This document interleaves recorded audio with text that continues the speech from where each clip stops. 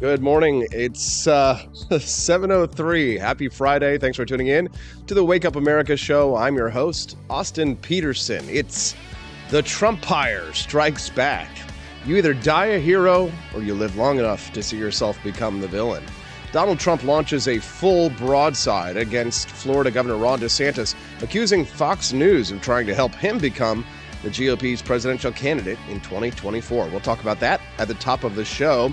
And then Kentucky Fried Chicken sent out a tweet asking people to celebrate Kristallnacht with delicious, cheesy fried chicken.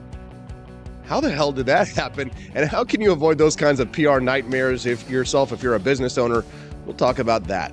And then Princess Leia Edie Vogel joins me at 7:30 this morning to talk about the great MAGA wars and the Trump-pire striking back. We'll get her take on Donald Trump's antics as a hardcore Donald Trump supporter herself.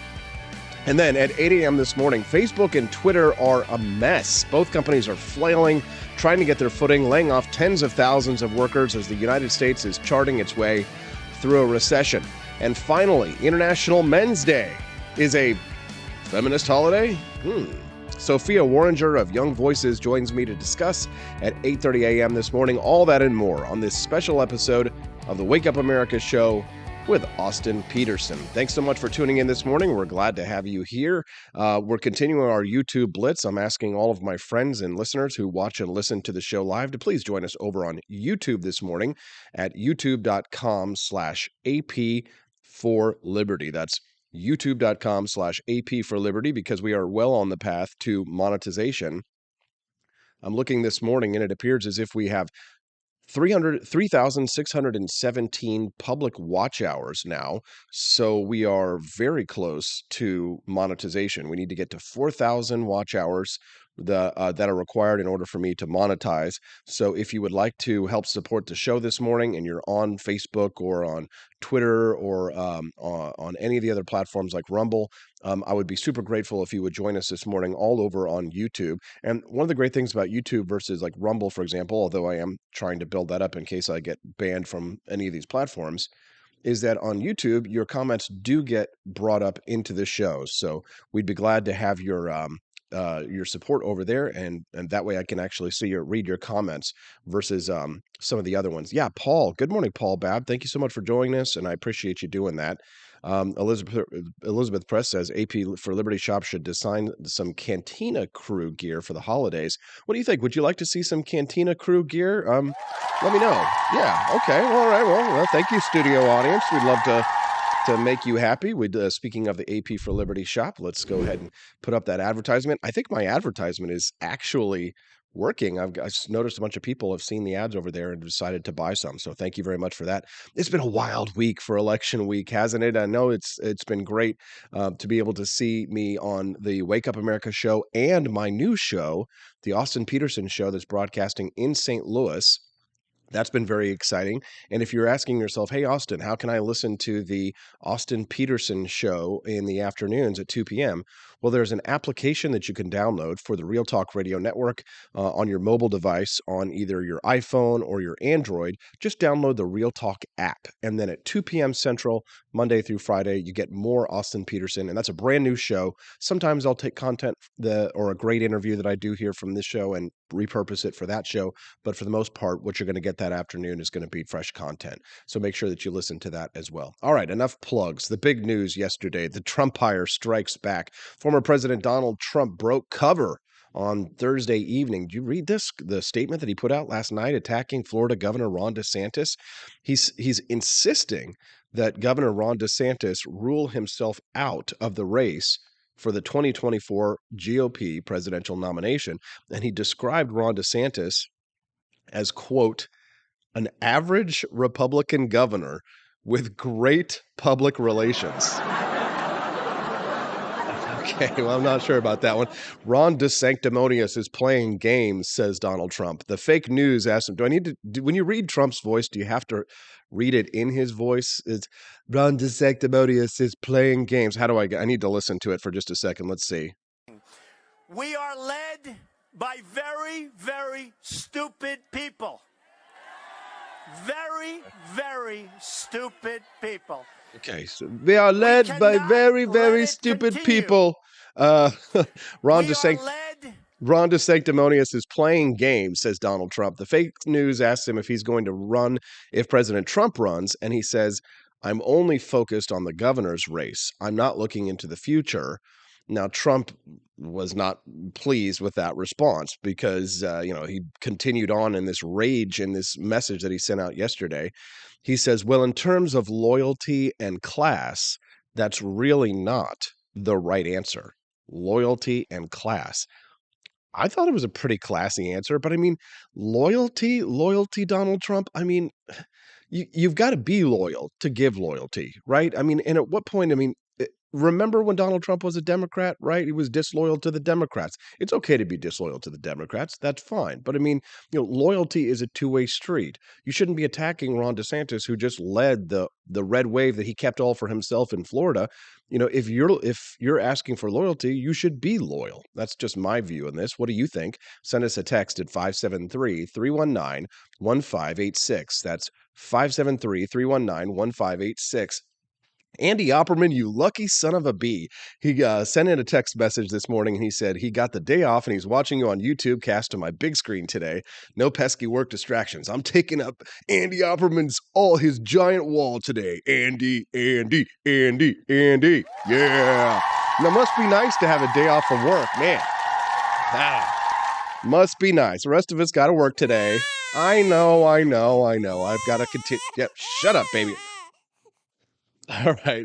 Liz Fanning Press texted in this morning. She says she can't wait to hear Edie's take. And she continues on saying that Trump is not fit to serve. Wow. What do you think about that one? I want to hear from you too. 573-319-1586. That's 573-319-1586. You can send us a text. I'd love to hear from you. And of course, I'd love to read your comments as well. TGIF. Rare Camellia says the Real Talk 93 app is pretty cool. It has a good chat option. Yes, it does.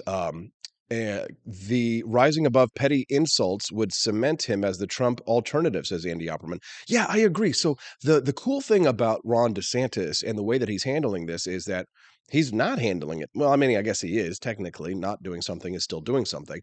But he has not responded to Donald Trump's attacks. And I think that is the smartest move. Just not saying anything, being cool about it, just moving on. I mean, Ron DeSantis doesn't have to say anything. Do you stop to kick every barking dog? No. I think DeSantis is making a nice play here. It's a good move. And frankly, I think that it's a smart move. I wonder what Edie Vogel has to say about all this. I mean, she is as Trumpy as you can get. So it'll be interesting to hear what her take is when she joins me this morning at 7:30 this morning. The New York Post is going hard after Donald Trump this morning. I'm seeing he was on the front cover of the New York Post as Trumpty Dumpty, him looking like the big egg there. And it says, Don, who couldn't build a wall, had a great fall. Can all the GOP's men put the party back together again? Again, you got to love the cover of the New York Post, even if you like Donald Trump. That's some funny stuff right there. And Governor Ron DeSanctimonious is what his title is for Ron DeSantis. Do you think that's going to stick? Usually his little names for people, like, they stick and people repeat that, but I don't see the Republican Party joining Donald Trump in attacks on Ron DeSantis. Why would people do that? I mean, you talk about loyalty. Well, people aren't going to be disloyal to the guy who just creamed the Democrats. And I think, set the national stage, the agenda for the Republican Party. I mean, remember, Ron DeSantis did well in Miami-Dade County. That's historically been like, what, a 70% Democrat district? He did well in that district. So Ron DeSantis is clearly bringing in people from the other side, which Donald Trump cannot do. Donald Trump cannot get votes from the other side at this point. To my mind, I think initially Donald Trump brought a lot of support in from the Democratic Party, but those people are now Republicans, and a lot of those people are big fans of Ron DeSanctimonious. Oh, maybe the name can stick. I did actually just say that on accident. So, you know what? Maybe Trump is right. Maybe he should be the candidate with his, because he's good at these little names for people. What do you think? Donald Trump called him Ron DeSanctimonious, an average Republican governor with great public relations who didn't have to close up his state.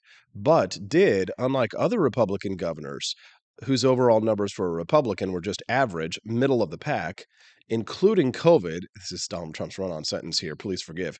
Including COVID, and who has the advantage of sunshine, where people from badly run states up north would go no matter who the governor was, just like I did. So if that doesn't make any sense to you, let me decode the former president's language here.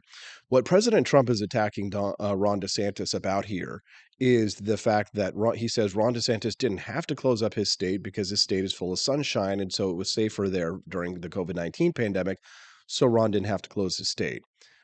That is blatantly false. Missouri didn't, for the most part. It wasn't entirely. We do have some Democrat strongholds here, but for the most part, we didn't have to close up our state here in the state of Missouri, and it gets cold here, and we don't have the advantage of sunshine that Florida did. Standing up against COVID tyranny was not a regional thing, other than if you're talking about regions that are red states. Republican states did better during the COVID-19 pandemic than Democrat states did, because for the most part, COVID tyranny was more difficult to enact when you had Republicans in state legislatures fighting back, and you had Republican governors who refused to implement the kinds of authoritarian lockdowns that they did in blue states like Michigan or New York or California or what have you.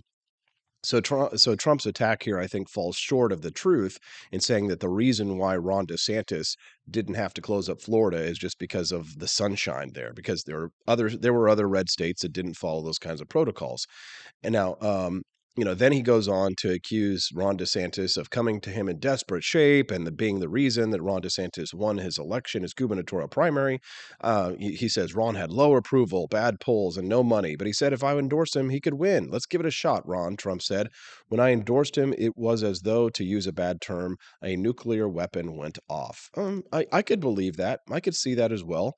And Elizabeth Fanning Press is jumping in and saying, look at South Dakota. Yeah, perfect. There you go. Perfect example. I mean, that state's as cold as it gets, and they didn't have to close down. It wasn't a sunshine thing. It was a Republican state thing. Wood Hippie is texting in this morning. Good morning, Wood Hippie. Good to see you and hear from you. We always love hearing from Wood Hippie. He's one of our favorites. I would say that Wood Hippie is definitely an honorary member of the Cantina crew, even though he doesn't join us over in the live streams. He texts in a lot and he calls into the show. So what do you say? Should we give Wood Hippie honorary Cantina crew status? If you want to give him honorary Cantina crew status, you have to like the YouTube stream. Or if you're on Rumble, give us a rumble, or if you're on Facebook, give the stream a like. So the more likes we get, the more inducted into the Cantina crew is Wood Hippie. But just so you know, Wood Hippie, there is an induction ceremony where we have to take a waffled paddle and paddle your ass. All right, we're gonna go to a commercial break. We got some good text messages. I will read those when we get back. And also, what is next? I will say AI. Okay, so this is so crazy. This is so freaking weird. Kentucky Fried Chicken sent out a tweet asking people to celebrate Kristallnacht. Okay, you know what Kristallnacht is? The night when the Nazis broke all the windows, the Jewish businesses. Yeah, KFC sent out a tweet asking people to celebrate that with their delicious fried chicken. How did that happen? We'll talk about all that and more when we get back on the Wake Up America show at wakeupAmericaShow.com.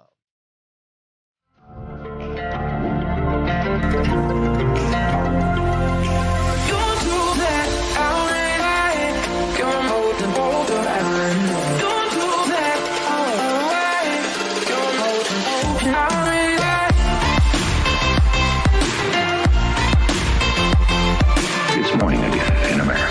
Our country is prouder and stronger and better.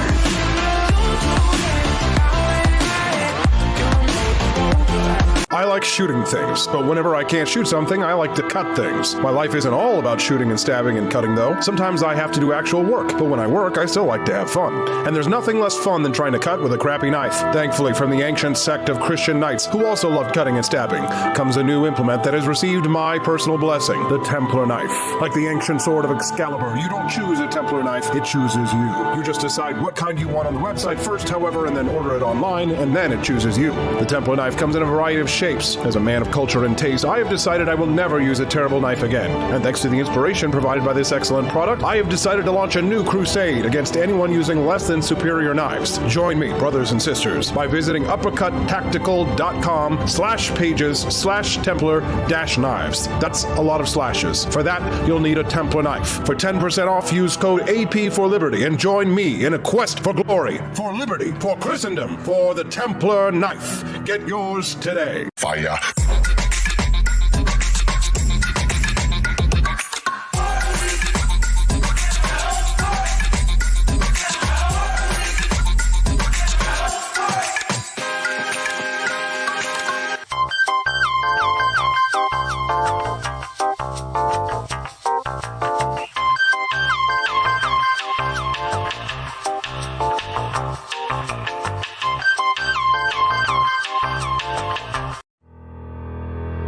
Your printing company stinks. They charge you too much money and they don't love America enough. We've got the solution. Patriot Printing USA. Whether you're running for office, saving souls, or just need business cards that will get you the new job you've been looking for, Patriot Printing USA has got you covered with the best prices around. Palm cards, brochures, bumper stickers, door hangers, you name it, we've got it. PatriotPrintingUSA.com. That's PatriotPrintingUSA.com.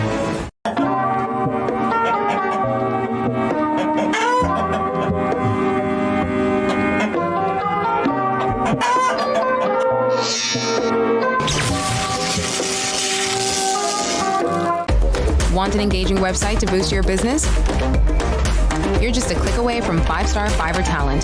Hundreds of freelancer skills like web design. Head to Fiverr.com today and get something started.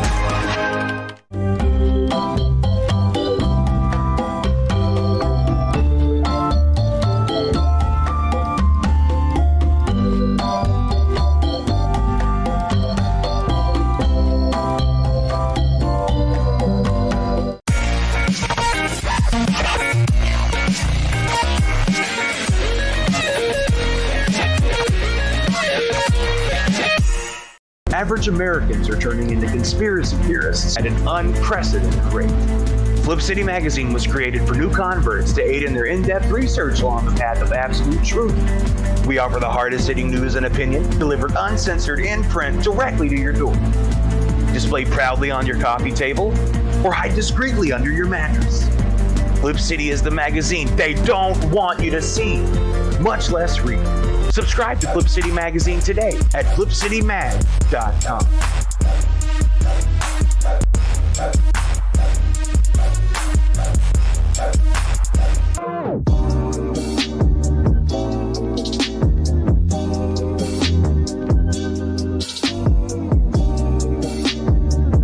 I would remind you that extremism in the defense of liberty is no vice.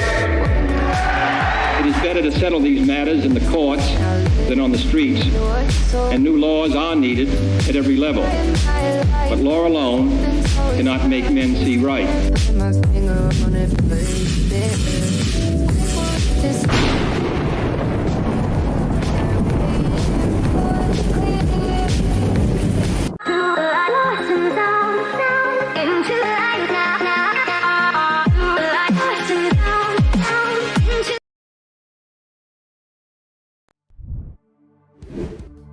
Good morning, Rise and Freedom. It's 7:22. You're watching and listening to the Wake Up America show with Austin Peterson. Glad to have you here. What an exciting week it's been. Election week. It wasn't quite the red wave that we had hoped. Well, there was a red wave, but Ron DeSantis was so selfish, sanctimonious, just keeping it all to himself. How selfish. He couldn't share a little bit of that red wave with us up here. Well, Missouri had a red wave because basically it's a red ocean out here. We're going to send a good conservative Republican to Washington, D.C. for the U.S. Senate. You didn't have to have the kind of fight like you did out there in Arizona with Blake Masters. You didn't have to worry about us like you had to worry about J.D. Vance in Ohio. You didn't have to worry about us like you did Herschel Walker out there in Georgia. And they get all the attention and they get all the applause. But what about us? What about Missouri? We send you good conservative Republicans for the most part. Well, okay, so we've got a few rhinos here in the state of Missouri, but I'll tell you, we are sending a good Republican to Washington, D.C. by the name of Eric Burleson. Remember that name. If you don't know Eric Burleson now, you will next year when he joins Thomas Massie and many other good Liberty Republicans in the House of Representatives. It's a good thing. So you're welcome from Missouri. We've got Edie Vogel coming in here in just a few minutes. We're going to talk to her about the great MAGA wars. Donald Trump launching that broadside against Ron DeSantis last night. I see her over there shaking her head in the side of my eyes. See her right there on camera. We'll bring her in here in just a minute. Looking forward to talking to her about that attack. And she's a big Trump supporter, so you can bet that she's going to have something interesting to say. But first, before we do, I saw this story yesterday, and it was a very Friday kind of a story. I thought to myself, let's talk about that real quick. Kentucky Fried Chicken. This is the headline. This is a real story. Kentucky Fried Chicken had to apologize for a promotion remembering the notorious Nazi attack on Jews and telling Germans to treat themselves to cheesy chicken. What the hell is this? What is this all about? Okay, so this is a real story. KFC had to apologize after they sent out a promotional message regarding cheesy chicken to customers in Germany, while at the same time memorializing the notorious Nazi attack on Jews in 1938, known as Kristallnacht. Okay, yeah. What is going on here? What is that all about? So what happened? So Wednesday was the 84th anniversary of Kristallnacht. That was the coordinated anti-Jewish attacks by the Nazi Party that ended in the deaths of at least 91 Jews. Over 250 synagogues had been burned. 7,000 Jewish businesses were trashed and looted. Dozens of Jewish people were killed. Jewish cemeteries, hospitals, schools, homes, they were looted, and police and fire brigades just stood back and watched. And this is according to the United States Holocaust Memorial Museum. And many consider Kristallnacht to be the beginning of the Holocaust.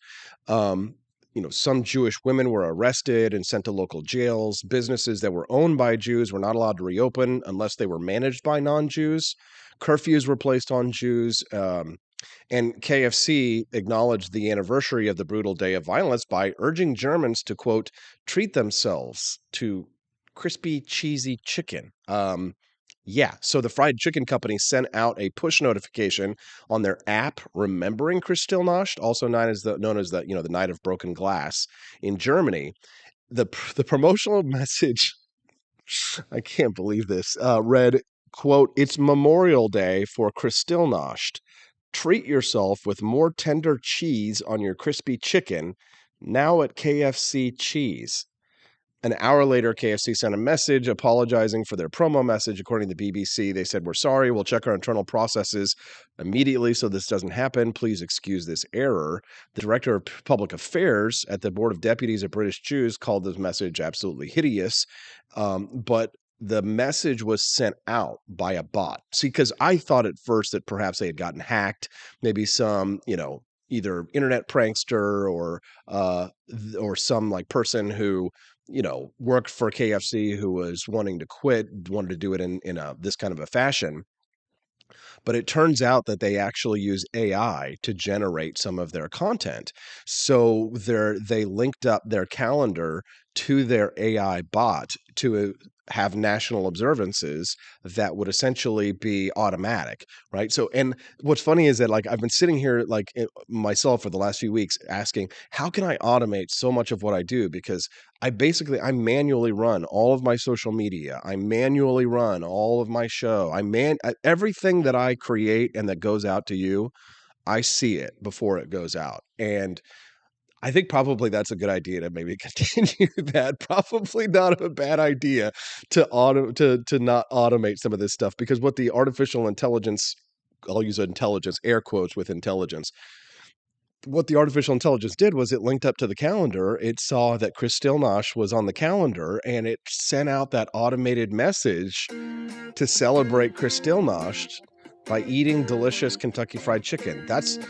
So we know now that when the robots take over, that it's not going to be it's not going to be like Terminator, where there's going to be a Holocaust and they're going to kill us all.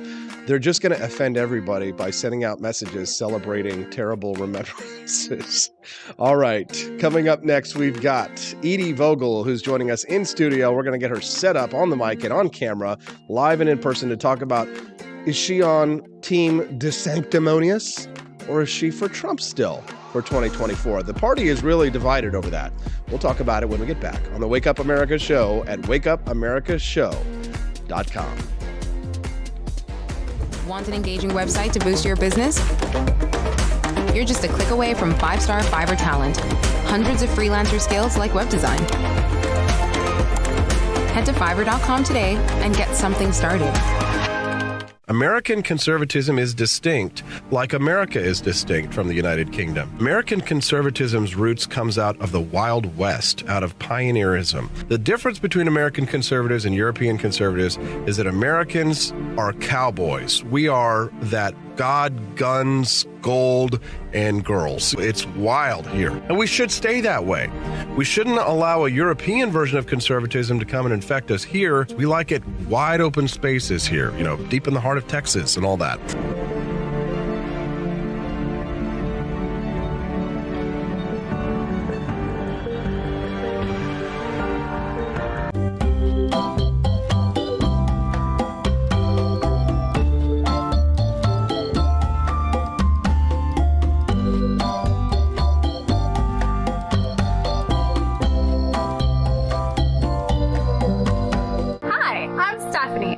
Wife. I want to thank you all for watching the Wake Up America Show with Austin Peterson. This show has been a huge venture for our family, so we would love it if you could join us. I believe in liberty, and I believe in Austin's ability to spread the ideas of liberty. Do you? I want to ask you today to join Peterson's Patriots with a pledge of $17.76 a month. Help us to stay cancel-proof so we can spread the message of limited government across the country. I joined Peterson's Patriots myself, just in a little different way. Visit wakeupAmericaShow.com/support and make your pledge today.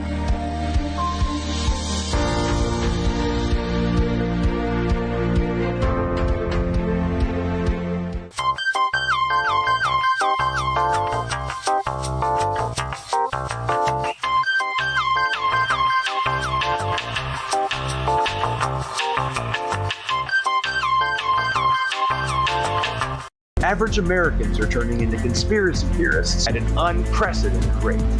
Flip City Magazine was created for new converts to aid in their in-depth research along the path of absolute truth.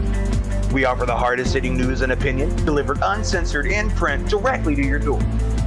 Display proudly on your coffee table or hide discreetly under your mattress. Flip City is the magazine they don't want you to see, much less read. Subscribe to Flip City Magazine today at flipcitymag.com.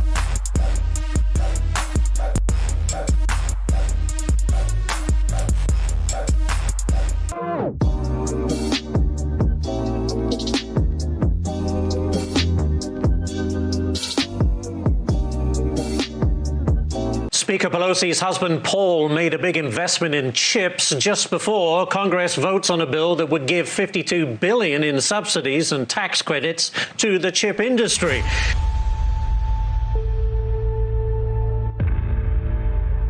Over the course of your career, has your husband ever made a stock purchase or sale based on information he received from you? No.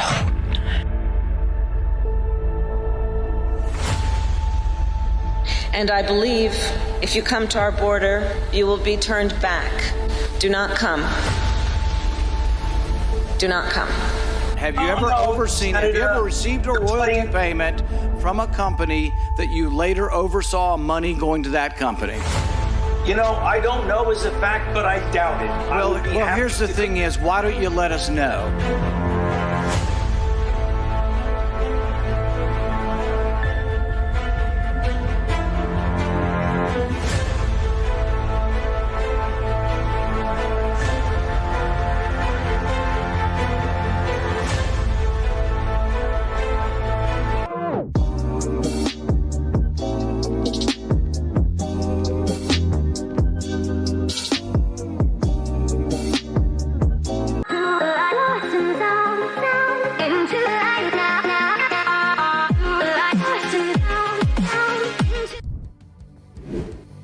Good morning. It's 7:33, and it's time to rise in freedom. Happy Friday. Thanks so much for tuning in to the Wake Up America show with Austin Peterson. It's been a very exciting week, election week. Joining me now in studio to discuss the fallout from this week's election is one of the biggest Trump supporters I know, my good friend, Edie Vogel, joining us in studio. Good morning, Edie. Good morning. I'm glad to be back in my throne. You are. On this cool, crisp Veterans Day. Yes, and we appreciate the sacrifice and the service of all the veterans who helped. And I just want to remind the audience, today we honor all of anyone, male, female, and whatever else, that served, not, died, but served. Veterans Day. Memorial Day is the day. That's right. And people get that all mixed up. It is confusing. And it doesn't matter if you were on KP duty in Korea or Vietnam or Afghanistan or Iraq or Iran or wherever the hell you were when you were serving in the service.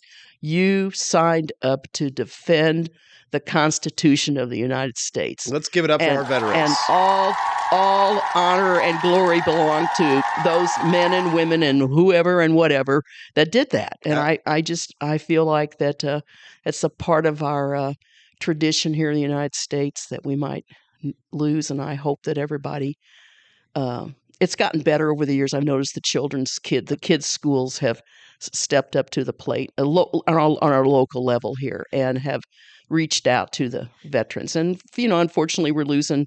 The W2 world guys are almost all gone. And so it's just a great Veterans Day today, and thank you all for serving. Absolutely. One veteran, though, that is at the top of everybody's mind is Governor Ron DeSanctimonious.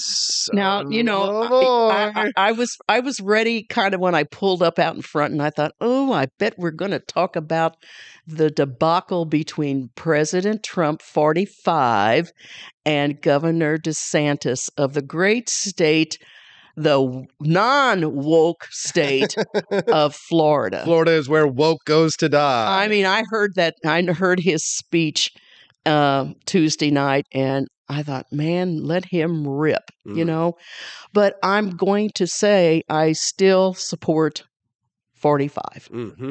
And I think in my wisdom, which isn't very good, but sometimes it can make you laugh. Dare you? Trump and DeSantis are working together. Just humor me. Just humor me. I know. But if I hear one more pundit out there going on and talking about how we have to give up, because he's so divisive. Well, if he's so divisive, why are still hundreds or thousands, not hundreds, thousands of people? We never know, because the media is never going to turn the cameras around and show us who sit at home and watch some of that stuff. When he was on the rally tour for the election of down ballot people. But here's the problem with that theory is that if they're working together, why is Trump attacking Ron? Well, now that I can't figure out. But we all know that Trump does things like that, and then he still comes out. I mean, I don't know. It's hard to explain. Don't you think that he's jealous of Ron? I do. I think there might be. He's jealous of anybody, but he's still what did he call himself today? A genius? The genius? I don't know. Well, anyway, I didn't see that. Okay, I think that was something that I picked up on. But I think that the national mainstream media, the enemy, as I call them, when they said we're going to have this red wave. We did. If you do in Florida, but as I heard it last night, and I'm a big fan of Mark Levin, and he gives you those facts, about how on these watched state elections for the Congress, that the big leader, like the governorship of the states that we all know that cheating occurs in, and that the Republicans had picked up the seats. And I think it's going to come out okay in But in where? Nevada, In Georgia? and Georgia has to do what December 6th. That's Herschel. Yeah, Yes. that's the runoff. But Arizona and Nevada, I'm not cutting them off the list because they can't count the stinking ballots. Yeah, but they 6 hours ago they called the race for Mark Kelly versus Blake Masters on the Senate side of things, but they're not done with the gubernatorial race. Carrie Lake, she's still in it. Yeah. The one race that I thought was interesting. Do you know that Lauren Boebert character? Yes, from in Colorado. Yes, she's ahead now. They were dancing on her grave, and now it's looking like she might pull it off. She must represent a part of Colorado that has some sense. Yeah, well, yeah, mean, for sure. And believe in the Constitution. What do you think about what Edie's saying this morning? Send us a text at 573-319-1586. That's 573-319-1586. Two alpha personalities cannot work together. Trump will never allow DeSantis to be his VP, says JGJ over on the live stream. I wish they could work together on that, but I mean, yeah, because they could. Oh well, I don't know. It would be a Titanic team. The two of them together and working together for the good of the party. But I get the impression, Edie, that Trump only really cares about Donald Trump. I can see that, but I still can't not deny. How can we not deny when he was in office how the United States was working? It was working, and it was working a lot better. But I mean, we sometimes, and I'm not just trying to take this away from Trump because I think that he did a good job, and I voted for him the second time. But I would say that, sometimes I feel like we give the president too much credit for what we, the people, are doing. Well, and that's true. That's been mentioned quite a bit. It's we, the people, are stepping up to the plate and waking up and realizing. And the president stays out of our way. Yes. And really, in many ways, the president, to me, has become far too powerful just from people's perceptions of his power, in that they allow their perceptions of what the president can do to sort of impact, well, for example, Wall Street, how people invest, right? Which makes sense, and I can understand. But the fact is that people sort of ascribe so much power to the presidency that it really doesn't have. And in what we should be doing is we should be focusing on what we can accomplish, as a society, or as individuals. It's a tough question though when we look at 2024, because a lot of Trump loyalists, it's hard to let go. Edie. I mean, think about this. First person to admit that. I mean, we've talked about boomers who won't retire and not let people in my age group, come up and take jobs and work. Austin, Go ahead. Some of the boomers can't retire. What's taking place in their nest eggs? But I mean, if you think about it, it's like people are living longer, right? So they're working longer, so they're staying in these positions longer. So what unfortunately has happened is that, people living longer, it's bankrupting us from a social security perspective, because when Social Security was first created, for example, the average lifespan was like 62. Now it's 78, I think. I think it's 78. Like yeah. So now it's I got 4 more years. 4 more or 6 years. I don't know. Whatever it is. When can you start collecting Social Security? What age? 60. Some people do it at 62. Really? At a reduced rate. And then, when you turn 65, you can cash it all in. And then the magic number about something when you turn 70, I always laugh because my mom, she didn't draw any of her stuff until she turned 70 in regards to a Social Security check. So if you wait until later, then you get a bigger check? I think so, yes. That's right. Yeah. I'm not up to speed on the Social Security. No, well, like maybe you might be part of that generation that doesn't get it. I know. Well, they'll just raise spending. Well, they'll give you a free phone and food stamps and give me my Obama phone. vouchers for everything, If you're just tuning into the Wake Up America show, I'm Austin Peterson. You're hearing Edie Vogel. She's a Jeffersonian, a strong conservative. She is the part owner of the Coca-Cola bottling plant out here. It's a family business, yes. Family business, the Coca-Cola bottling plant out here. She's a rock solid conservative, and Edie and I. You've almost got me. I can swallow that libertarian pill, Well, I mean, because the party my party that I grew up with, it's turned into two parties, and I just, I mean, that's kind of a big thing to say there. No, I'm serious. I'm not. Republicans listening in right now are like this.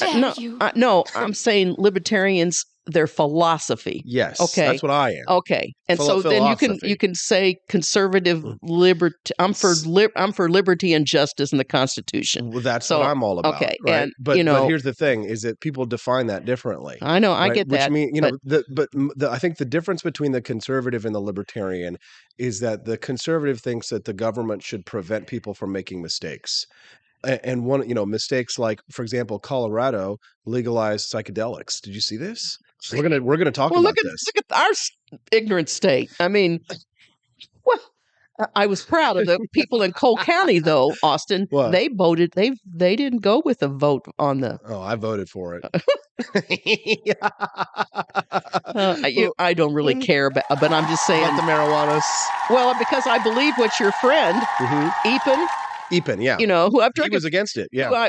Who I've drank a few beers with, and I thought this guy's coming out against this, So there's got to be, because he's pretty intelligent. I've had a couple of conversations with him where he knows what's going on, and I think, well, why, if this guy talks the talk and represents that part of the, and then all of a sudden it becomes a proposal. But that's why I was kind of against it, because the way they went about. Well, and I agree with Camelia the other day when she said the legislature should have had just a little bit more time to work with it instead of making. But they were never going to. Well, vote probably for it, not. Edie. Okay. They weren't. Okay. But initiative petitions are so dangerous. Oh, I know they are. But and that's why I voted for the Constitutional Convention.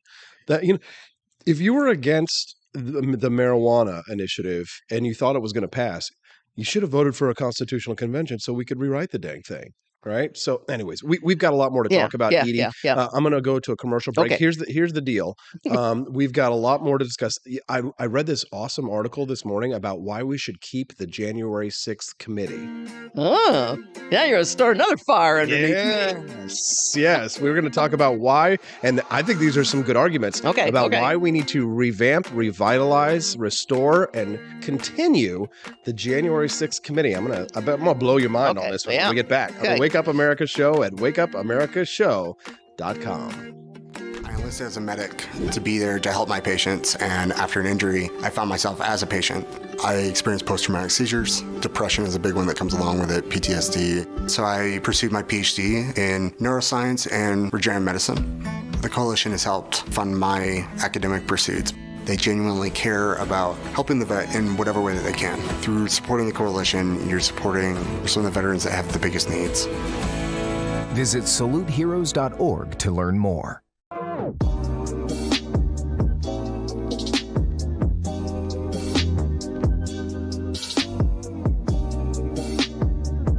If there wasn't going to be somebody who was a fiery champion of liberty, somebody who would get out there and who would be aggressive, and if they wouldn't do it with more fire or passion than I had, then I would go and I would fight this battle for us.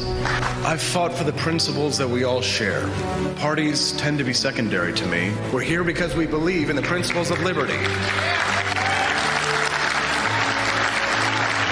I am not a perfect messenger, but I think I'm a damn good one. This is a replica of our first president's flintlock pistol. You have my full support, my respect, and my gun.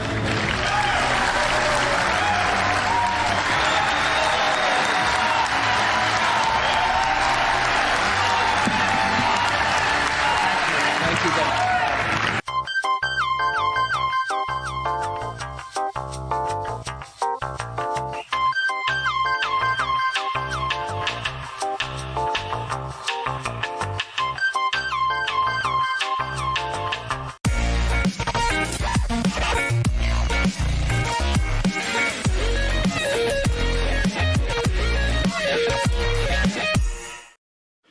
Had enough yet? Do facts no longer matter? Are lies to be encouraged instead of punished? This is not our inheritance.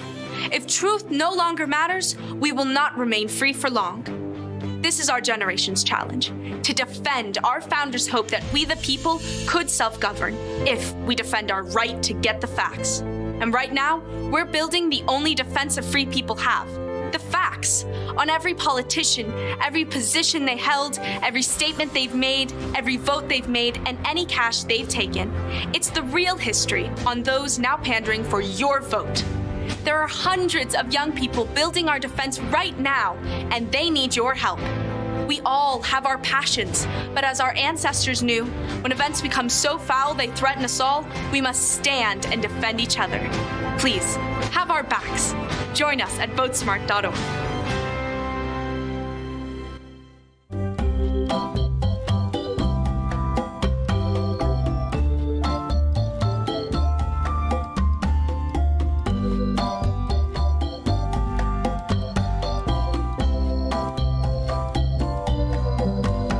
What would happen if I had to pick up the phone, call 911 for one of my family members or one of my neighbors? What would I do if no one was on the other end to respond? What if there was no 911?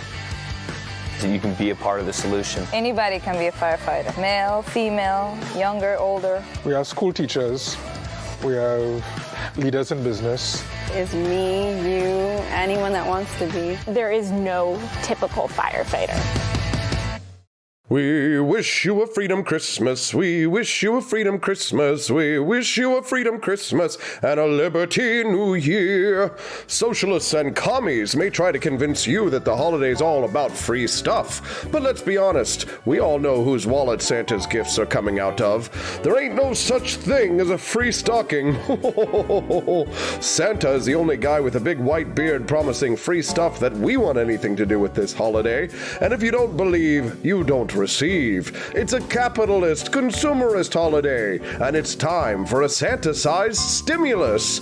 Get your free market merch at the AP for Liberty shop today and stuff your socialist sisters' stockings full of capitalist cheer.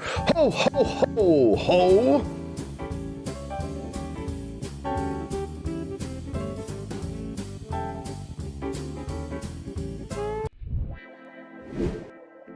Good morning. It's 7:50 on a Friday. Beautiful, crisp fall morning.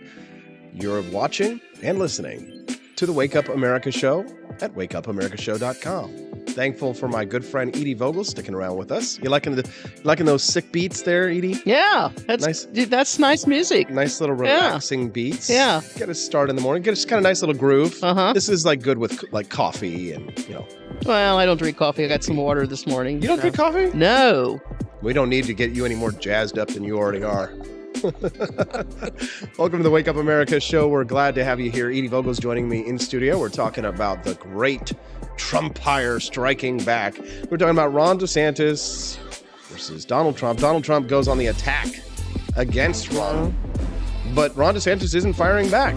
No, now see, there's something to that.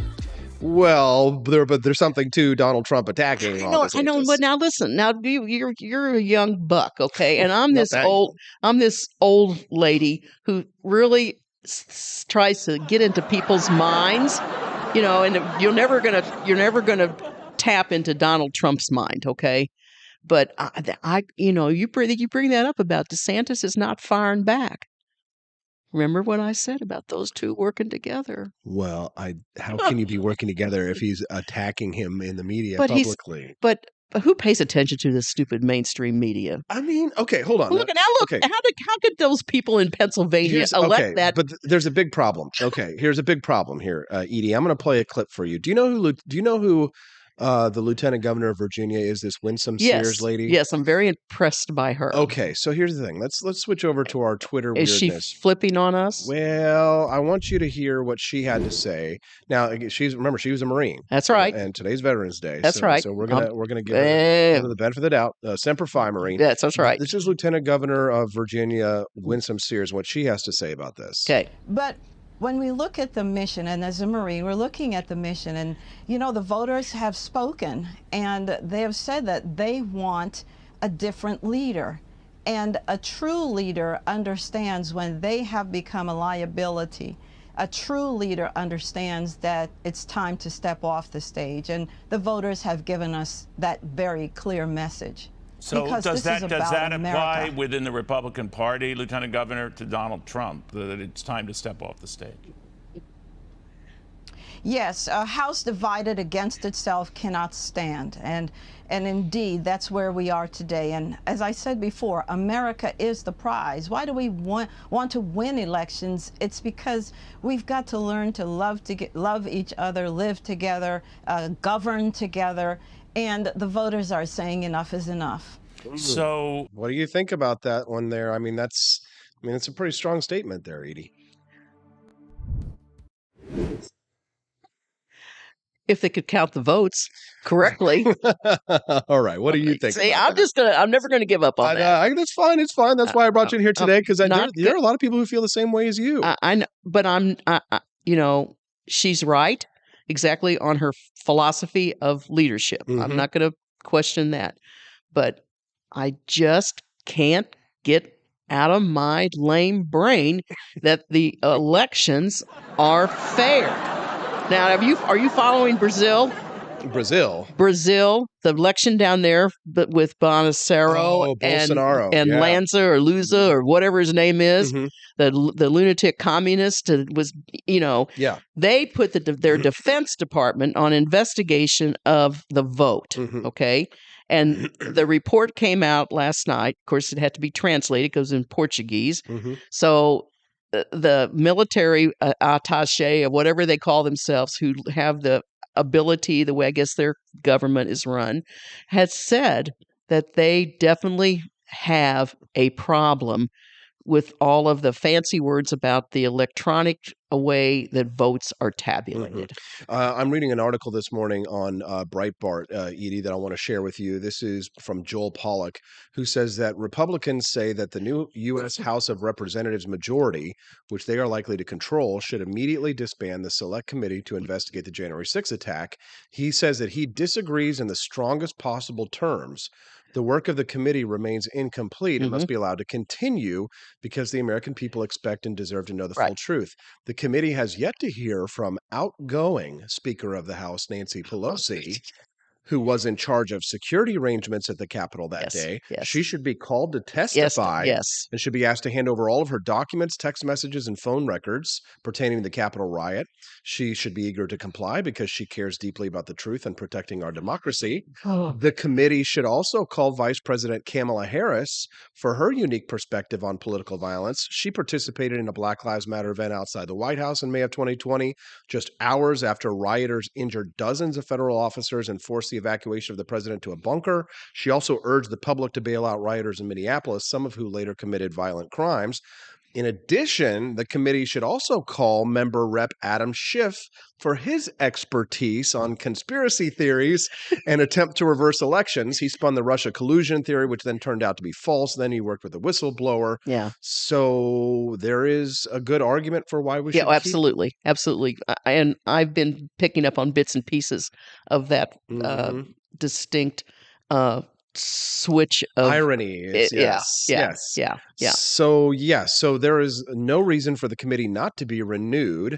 What do you think? Do you think that the Republicans, this might be the Trump-pire strikes back? I think so. I think it would be a start, because they sure the party that was the partisan party committee, now they're done. I mean, I think we keep our fingers crossed and pray to the good Lord that the Republicans do take over the House just for reasons like that. Have you been watching what's been going on with Elon Musk and Twitter? Yes, I think he's another hero. We're going to talk about that. I really do. Yeah. When we get back at 8:00, the free market is destroying Facebook. They're getting killed, Edie. We're going to talk about that, and we're going to talk about more when we get back on the Wake Up America Show at wakeupAmericaShow.com.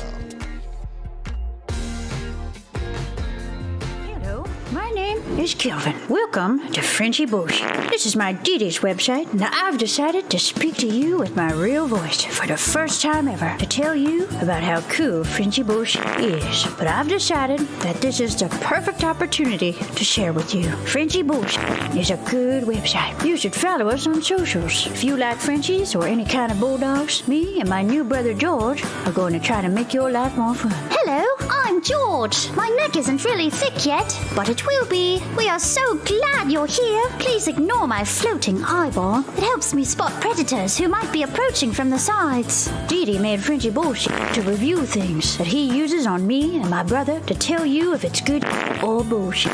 Take this collar, for example. Dee really likes it. Dee said it's really handy because us Frenchies got thick necks. Need something really tough. People think Frenchies are little, but if you look at us from below, you can see we are really pretty buff.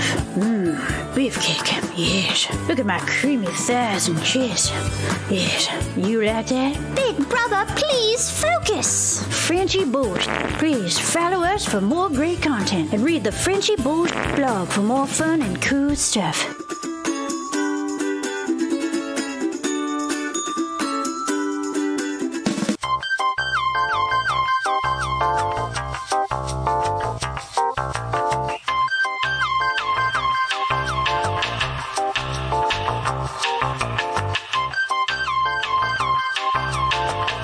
I'm a public defender. I am a public defender. I'm proud to be a public defender. 80% of Americans accused of a crime will get appointed a public defender. Everybody from a speeding ticket to capital murder. For every dollar we spend on public defenders, we spend $3 on prosecutors. Public defenders have to do pretty much everything on their own. Social workers, counselors. Investigating is another piece of it. The average public defender holds 300 cases annually. You never feel like there's enough time. Public defenders have health issues all the time. A lot of people give up and say, I can't do this work anymore. Gideon's Promise trains, mentors, and supports public defenders.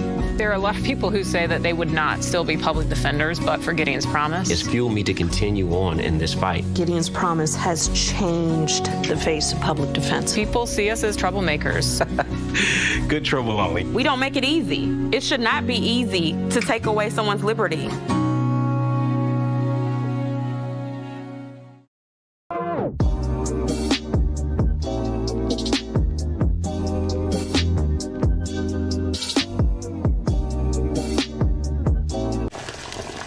Ever hear the one about the frog?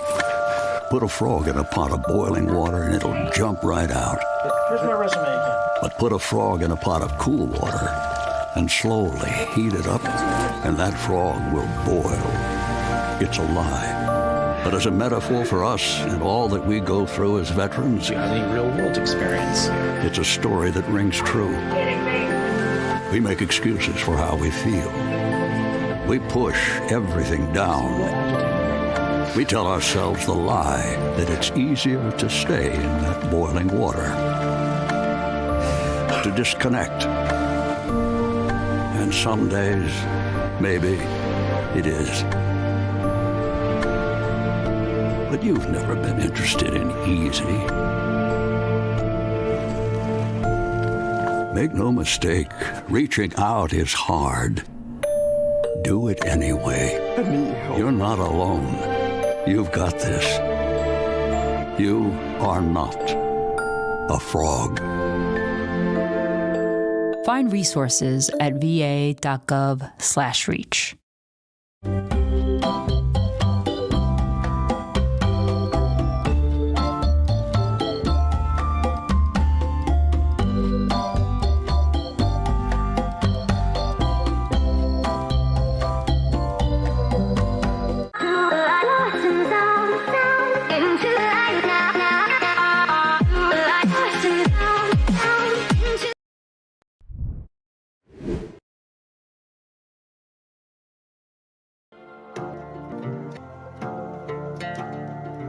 In order to save a native fish species in Montana's Glacier National Park, Park Service officials want to use rat poison to kill off a non-native species that Park Service officials put in the lake 100 years ago. In the early 1900s, government Park Service officials artificially stocked Gunsight Lake with rainbow trout to improve recreational fishing opportunities. Since then, the rainbow trout's population has increased, and through hybridization now threatens the existence of a different species of trout native to surrounding waterways. Rat poison that government officials want to use has been banned since 2005, is toxic to animals and humans, and has been linked to Parkinson's disease. This poison is a naturally derived compound and breaks down when exposed to sunlight, and officials can use other neutralizing agents downstream to limit contamination. The National Park Service has similar plans for waterways in the Grand Canyon as well. The federal government has confirmed a nationwide shortage of Adderall, months after nearly 2/3 of community pharmacies reported that they were having trouble filling prescriptions. And despite this shortage, the federal government also indicates that it will not raise the drug's production quota for next year. In case you didn't already know, Adderall is a federally controlled substance because of its potential for abuse, and patients in most states can only pick up 1 month's supply at a time, and generally can only do so a few days before their previous prescription runs out. In response to the current shortage, the Food and Drug Administration has recommended that patients speak with their providers about finding alternative methods for treatment. The Drug Enforcement Agency, more commonly referred to as the DEA, every year sets up a production quota for Adderall to establish the quantities made for medical, scientific, and industrial use. Prescriptions for Adderall last year were up 10.4% compared to 2020. Between then and now, in response to the COVID-19 pandemic, officials had relaxed federal rules that had required traditional in-person examinations before the prescription of addictive drugs like Adderall and Xanax. And in response to these rule changes, there was a boom in telehealth startup apps that were designed to streamline this relationship between remote providers and their patients. One of these popular telehealth apps, known as Cerebral Inc., is now under federal investigation for deceptive and unfair advertising and marketing practices after the Federal Trade Commission announced that it was stepping up enforcement against companies that, quote, trick or trap consumers into subscription services.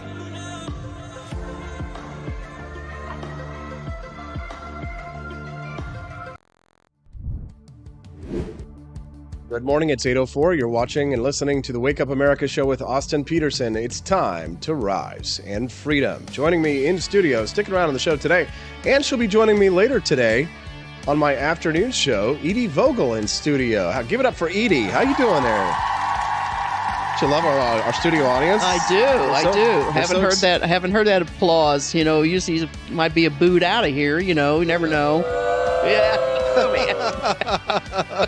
Well, the Wake Up America show with Austin Peterson is broadcast live from the Missouri Times Speakeasy Bar here in Jefferson City, Missouri. Yes.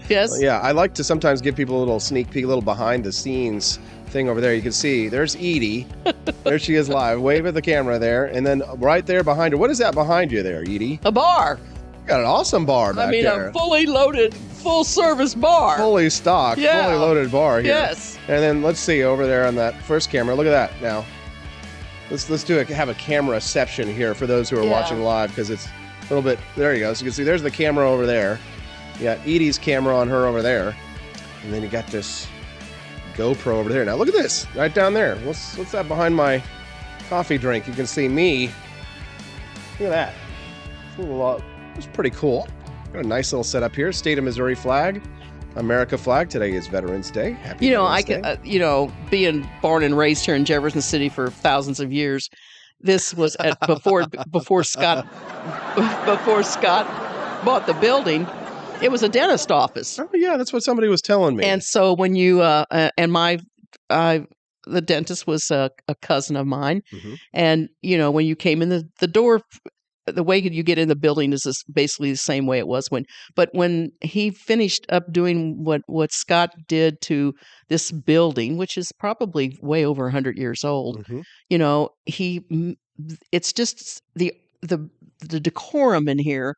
You can't pick it up with your camera, but it's got this beautiful tin ceiling, and there's plaques or carvings of the state of Missouri, on the wall, and I'm sure all this brickwork is original, but as being a dentist office, you never knew that this building extended way back here to where the bar is. The bar is the end of the building probably, and there's like one window that faces another building next door, so it doesn't get much natural light. There's no windows to get any light, and it's just Scott had a really beautiful, whoever helped him do this.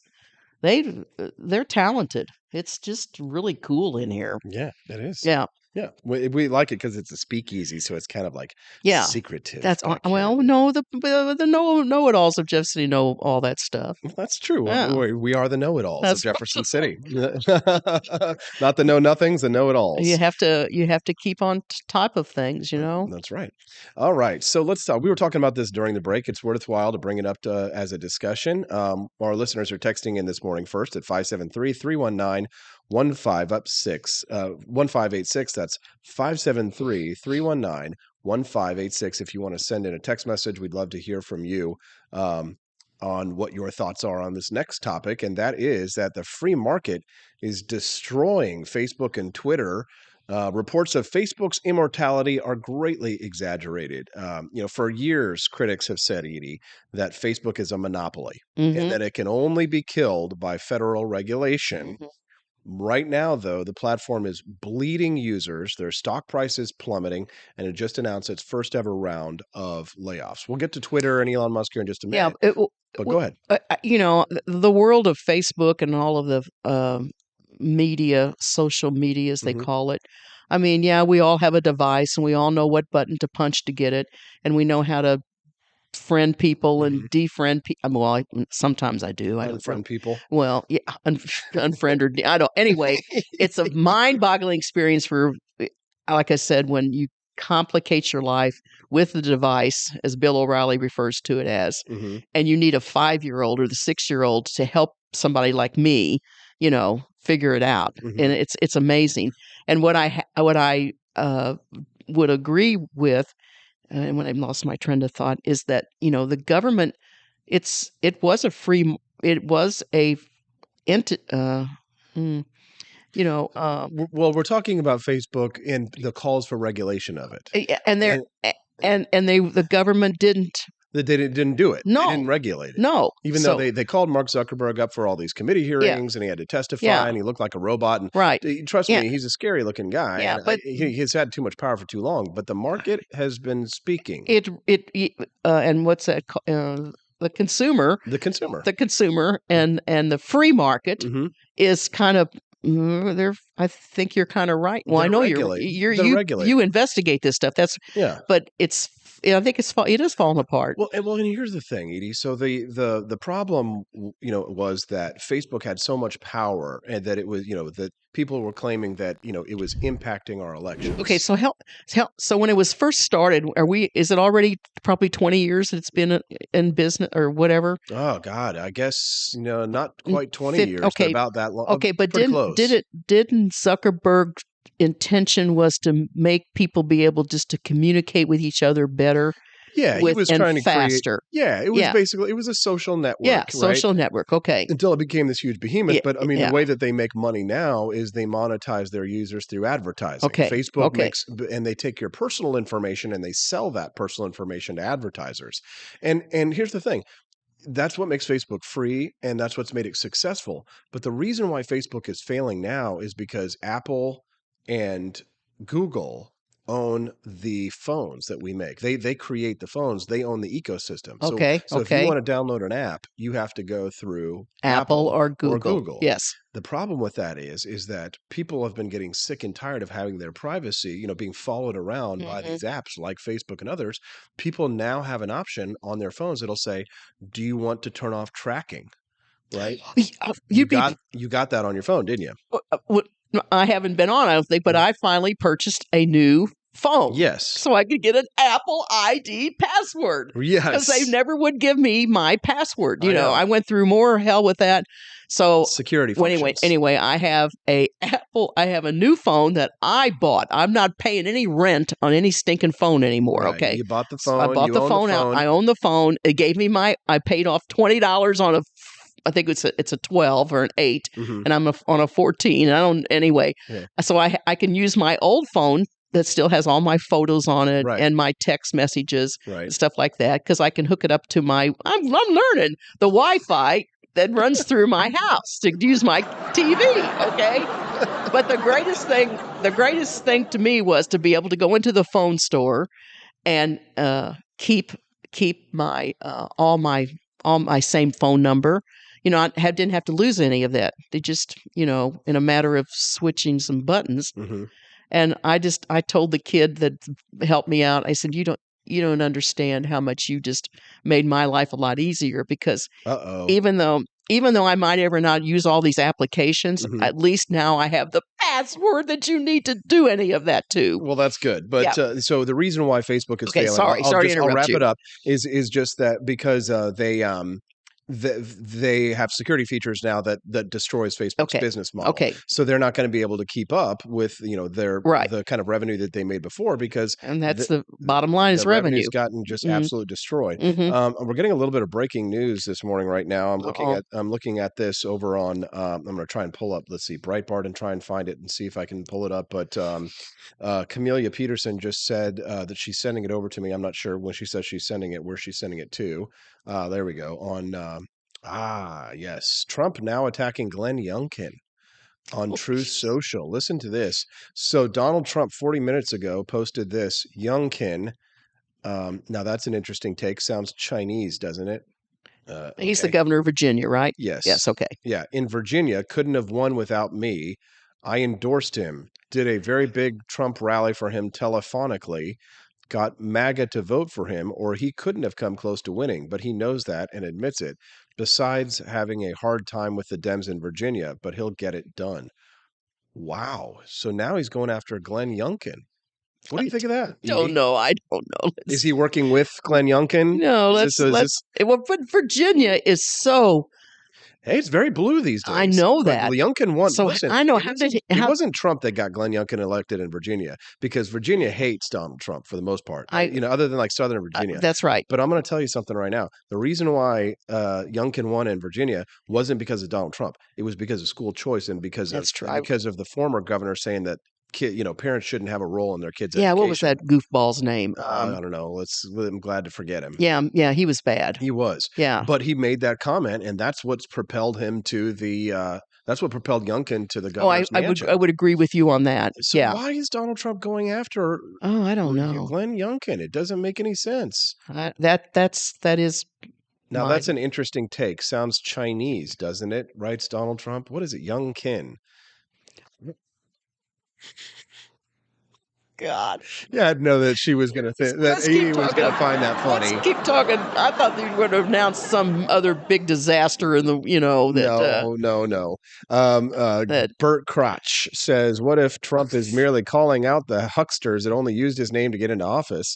Youngkin was with the Carlyle Group for years. I'm not trying to ride Trump's nuts, just a point to ponder. Very good point to ponder there. This is still Breitbart that you're quoting? No, this is from the live stream. Okay.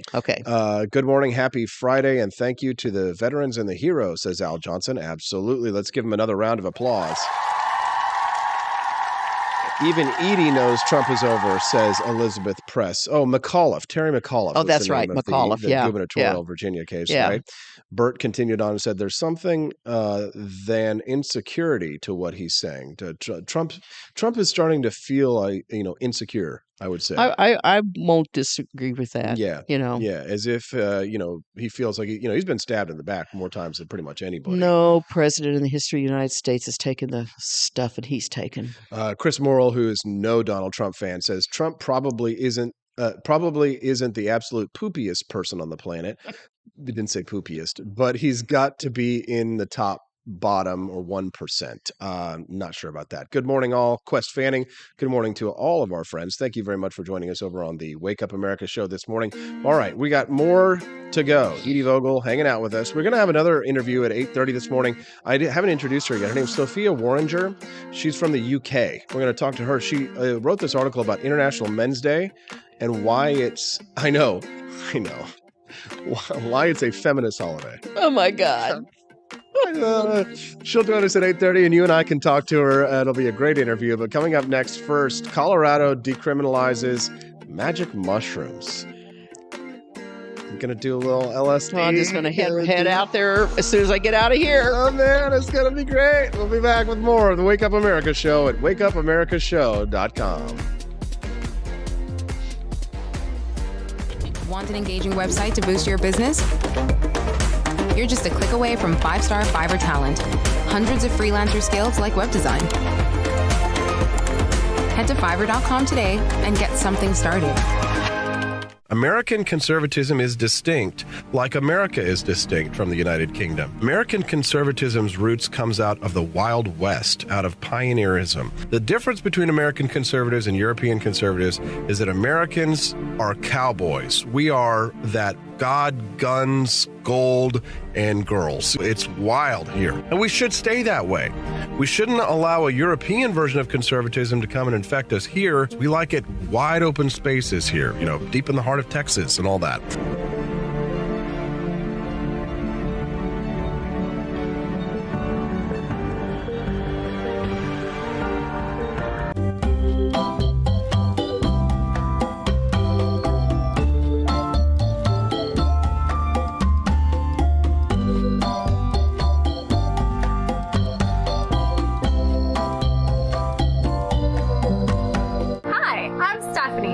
Wife. I want to thank you all for watching the Wake Up America show with Austin Peterson. This show has been a huge venture for our family, so we would love it if you could join us. I believe in liberty, and I believe in Austin's ability to spread the ideas of liberty. Do you? I want to ask you today to join Peterson's Patriots with a pledge of $17.76 a month. Help us to stay cancel-proof so we can spread the message of limited government across the country. I joined Peterson's Patriots myself, just in a little different way. Visit wakeupAmericaShow.com/support and make your pledge today.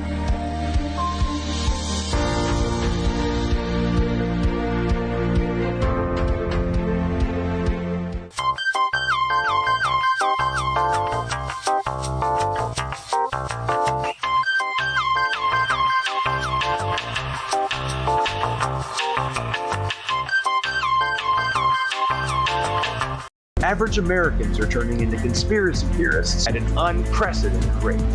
Flip City Magazine was created for new converts to aid in their in-depth research along the path of absolute truth. We offer the hardest-hitting news and opinion delivered uncensored in print directly to your door. Display proudly on your coffee table or hide discreetly under your mattress. Flip City is the magazine they don't want you to see, much less read. Subscribe to Flip City Magazine today at flipcitymag.com.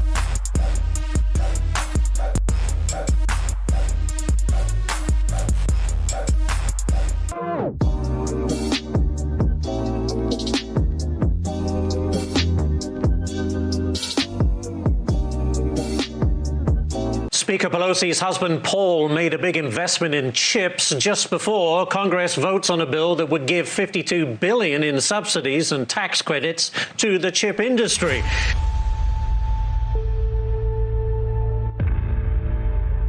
Over the course of your career, has your husband ever made a stock purchase or sale based on information he received from you? No.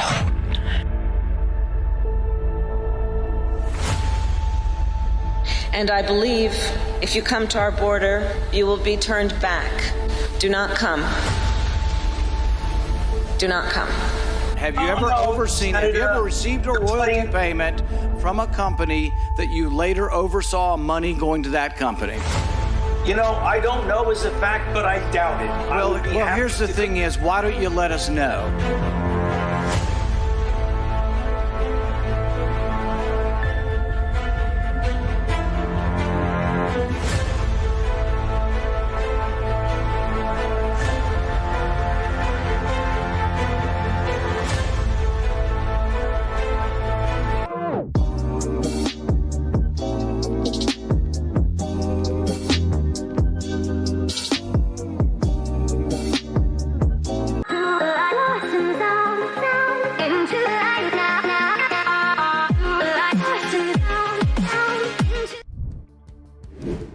Good morning. It's time to rise in freedom. I'm Austin Peterson. You're watching and listening to the Wake Up America show at wakeupAmericashow.com. Rocking and rolling and hanging out with us this morning, enjoying the bumper music is my good friend, Edie Vogel. Hello again. I'm fine. Let's give Edie a nice round of applause. Thank you. Thank you. Thank you for sticking around with us, Edie. Oh, it's always fun. Glad to have you here. And if you are enjoying Edie Vogel's commentary on this, we're actually going to have Edie join me this afternoon on the Austin Peterson show. So Edie is going to join me today at 2 p.m. in the St. Louis market. We're going to get in our car and we're going to drive all the way to St. Louis. Just kidding. We're going to go do the show for 2 p.m. today. Edie Vogel will be with me on the Austin Peterson show. Well, what's the Austin Peterson show? I thought I was watching the Wake Up America show. I've got 2 shows now. What, you didn't hear the news? So I've gotten syndicated. Yes. pat myself on the back. Absolutely. That's right. Very exciting. I will be having 2 shows a day, the Wake Up America show in the morning, and then at 2 p.m., the Austin Peterson show on the Real Talk Radio Network. If you'd like to be able to listen to that show, you can download the app on your mobile device at Real Talk Radio Network. If you're on an Apple device, go to your app store, type in Real Talk Radio Network. You'll find the app. If you're on your Google device, you can just go to the Play Store and do the same thing. Download the app. The great thing about the app for Real Talk is that I can actually chat with you in real time on the app. So if you want to, and you can also like post memes and pictures in the app. So it's a lot of fun to interact. Definitely download it and join us this afternoon. More Edie Vogel. Oh, God. It's going to be great at 2 p.m. You, me, Edie Vogel, we'll all be hanging out together on the Austin Peterson show this afternoon at 2 p.m. on the Real Talk Radio Network. All right, let's hit the news. First of all, let's hit the text messages. One of our listeners texted in from the 215 area code. 215 area code. Where is that? 215 area code. East Coast somewhere. Philadelphia. Yeah. Yeah. Well, I got my John Fetterman outfit on today. Yeah, you sure do. So you better get some tats like he's got. Get that black tattoo thing or whatever it is on his arm. Ugly. Are we going to talk about that poor guy? That guy, yeah, I feel bad for him. You know, I do, but what in the world are the voters thinking? At least he's from there, you know. I mean, that's the problem. Is that Dr. Oz was he wasn't kind of a goofy guy. Oz has always been kind of a little bit of a nutty guy. You know, people are that. I just don't. Was Oz a good candidate? Be honest, Edie. Probably not. There was some other man that with an Italian name. I know what you're talking about. Yeah, there was another good candidate there in Pennsylvania, but Trump stuck his beak in. I know. But is it Fetterman? Fetterman. Fetterwoman. Fetterman or Fetterman or Fetterwoman? I mean, I guess. Well, anyways, our friend from Philadelphia texted in this morning and said Trump and DeSantis can't run together. They can't be from the same state. Yeah, forgot about that. President and vice president, they can't be from the same state. Oh, I didn't realize that. Yeah, that's a rule. Makes me wonder if Trump moved his address here knowing DeSantis may become a threat to him in the future. Yeah. Jeez. Well, he also probably because he's hated in New York, so he moved. He's still got Trump Tower there. But, my Philly friend texted in too and said, so then why did Trump back these candidates if they're dirty, right? Because he's attacking Glenn Youngkin. So, if Trump thought these candidates were dirty, why is he now turning around and attacking them? That's kind of different, isn't it? One listener, Elizabeth Fanning Press, says, free tip, wear your own merch every day till holidays. Well, guess what? She told me I should be wearing my own merchandise. Guess what? You got it on today, some of it? Your T-shirt? Let's see. What does it say? Boom, baby. What does it say? Why would a civilian ever need an assault rifle in case they're ever under assault? That's good. There you go. I am wearing my own merchandise. I was a little cold, so I put on my Reese's peanut butter cup sweater, my John Fetterman. Costume. You can get awesome shirts like these. Why would anyone ever need an assault rifle in case they're ever under assault? You can get these at AP for Liberty shop. So apforlibertyshop.com. And if you're wondering, what is that gun on there? That's actually my gun. I took a picture of it and cut it out and put it up there on my shirt. So if you want AP for Liberty's gun, just do me a favor. Don't do what Gary Johnson did and throw it in the trash. Head over to AP for Liberty Shop and get your awesome assault rifle shirt. So, all right. So we were going to talk about the news, weren't we? Andy Opperman texted in and said, I think that if Trump intentionally trashes DeSantis and makes himself even more divisive, then steps out of the way right before the primary, it could sweep DeSantis in a landslide. Edie might be on to something. Yeah. Well, I just, a bad conspiracy theory. Have we ever kind of thought maybe that 45 is just setting up for DeSantis with this behavior? No, I don't know. Well, I mean, we're never going to be. Maybe he is a very stable genius. We're never going to be able to figure him out. That's true, and that's kind of been part of his appeal, right? Is that he is difficult to figure out. He's difficult to pin down. It's going to be, it's a question of where's he at on the battlefield? I mean, it's a good strategy, but I think the thing is that, Trump alienates people so much that you really want to get a character like a Ron DeSantis because he can actually bring in new voters, right? He did well with independents. Ron DeSantis did well in Miami-Dade County, which is... Well, it's the first time since the 80s it's gone Republican. Yeah. Yeah, Miami-Dade. Down ballot. And Miami-Dade County. And also you'll DeSantis. Check your statistics about the Jewish population, the African American population in that particular area of vote of it's way right. up. Florida's right. Miami-Dade County turns red for DeSantis. Yes. First GOP governor to win it in 2 decades. Yes. In Miami-Dade County, historically Democrat district, heavily Democratic district. And see, I think that that's a big deal, right? DeSantis had said he had banned sanctuary cities. News media thought that would not be approved down in Miami, and yet Hispanic voters in Florida had the highest approval rating for our policy to ban sanctuary And also cities. they basically said the Hispanic vote has definitely flipped to the red too. Isn't that fascinating? Well, it's because of the gender weirdness, because the Catholics, the Yeah, Hispanics that's are right. Catholics. That's right. We're going to talk about that. But Yeah. my friend Sophia Warringer is going to join us to talk about International Men's Day coming up. This ought to be interesting. Yeah, she says it's a feminist holiday. Jeez. God. We'll talk about that when we get back. Or England. I know, on the Wake Up America Show at wakeupAmericaShow.com.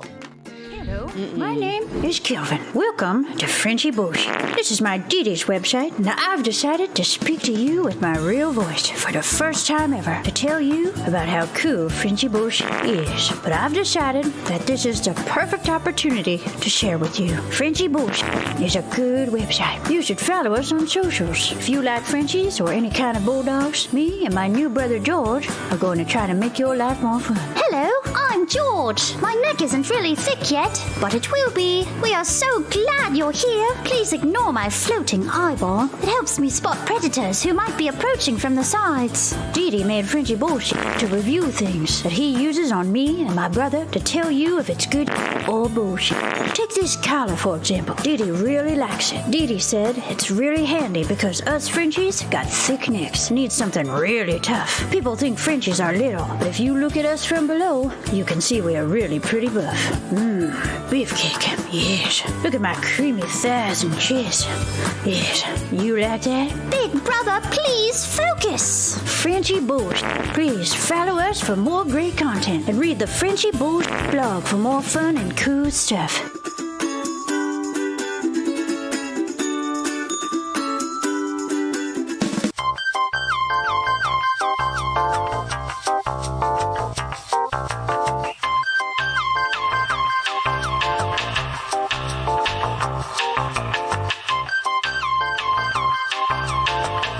I'm a public defender. I am a public defender. I'm proud to be a public defender. 80% of Americans accused of a crime will get appointed a public defender. Everybody from a speeding ticket to capital murder. For every dollar we spend on public defenders, we spend $3 on prosecutors. Public defenders have to do pretty much everything on their own. Social workers, counselors. Investigating is another piece of it. The average public defender holds 300 cases annually. You never feel like there's enough time. Public defenders have health issues all the time. A lot of people give up and say, I can't do this work anymore. Gideon's Promise trains, mentors, and supports public defenders.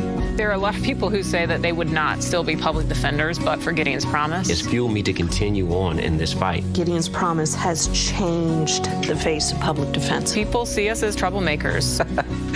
Good trouble only. We don't make it easy. It should not be easy to take away someone's liberty.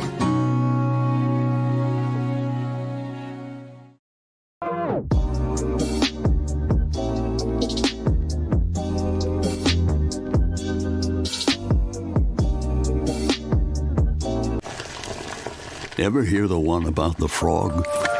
Put a frog in a pot of boiling water and it'll jump right out. Here's my resume again. But put a frog in a pot of cool water and slowly heat it up, and that frog will boil. It's a lie. But as a metaphor for us and all that we go through as veterans, The real-world experience. it's a story that rings true. We make excuses for how we feel. We push everything down. We tell ourselves the lie that it's easier to stay in that boiling water, to disconnect, And some days, maybe it is. But you've never been interested in easy. Make no mistake, reaching out is hard. Do it anyway. You're not alone. You've got this. You are not a frog. Find resources at va.gov/reach.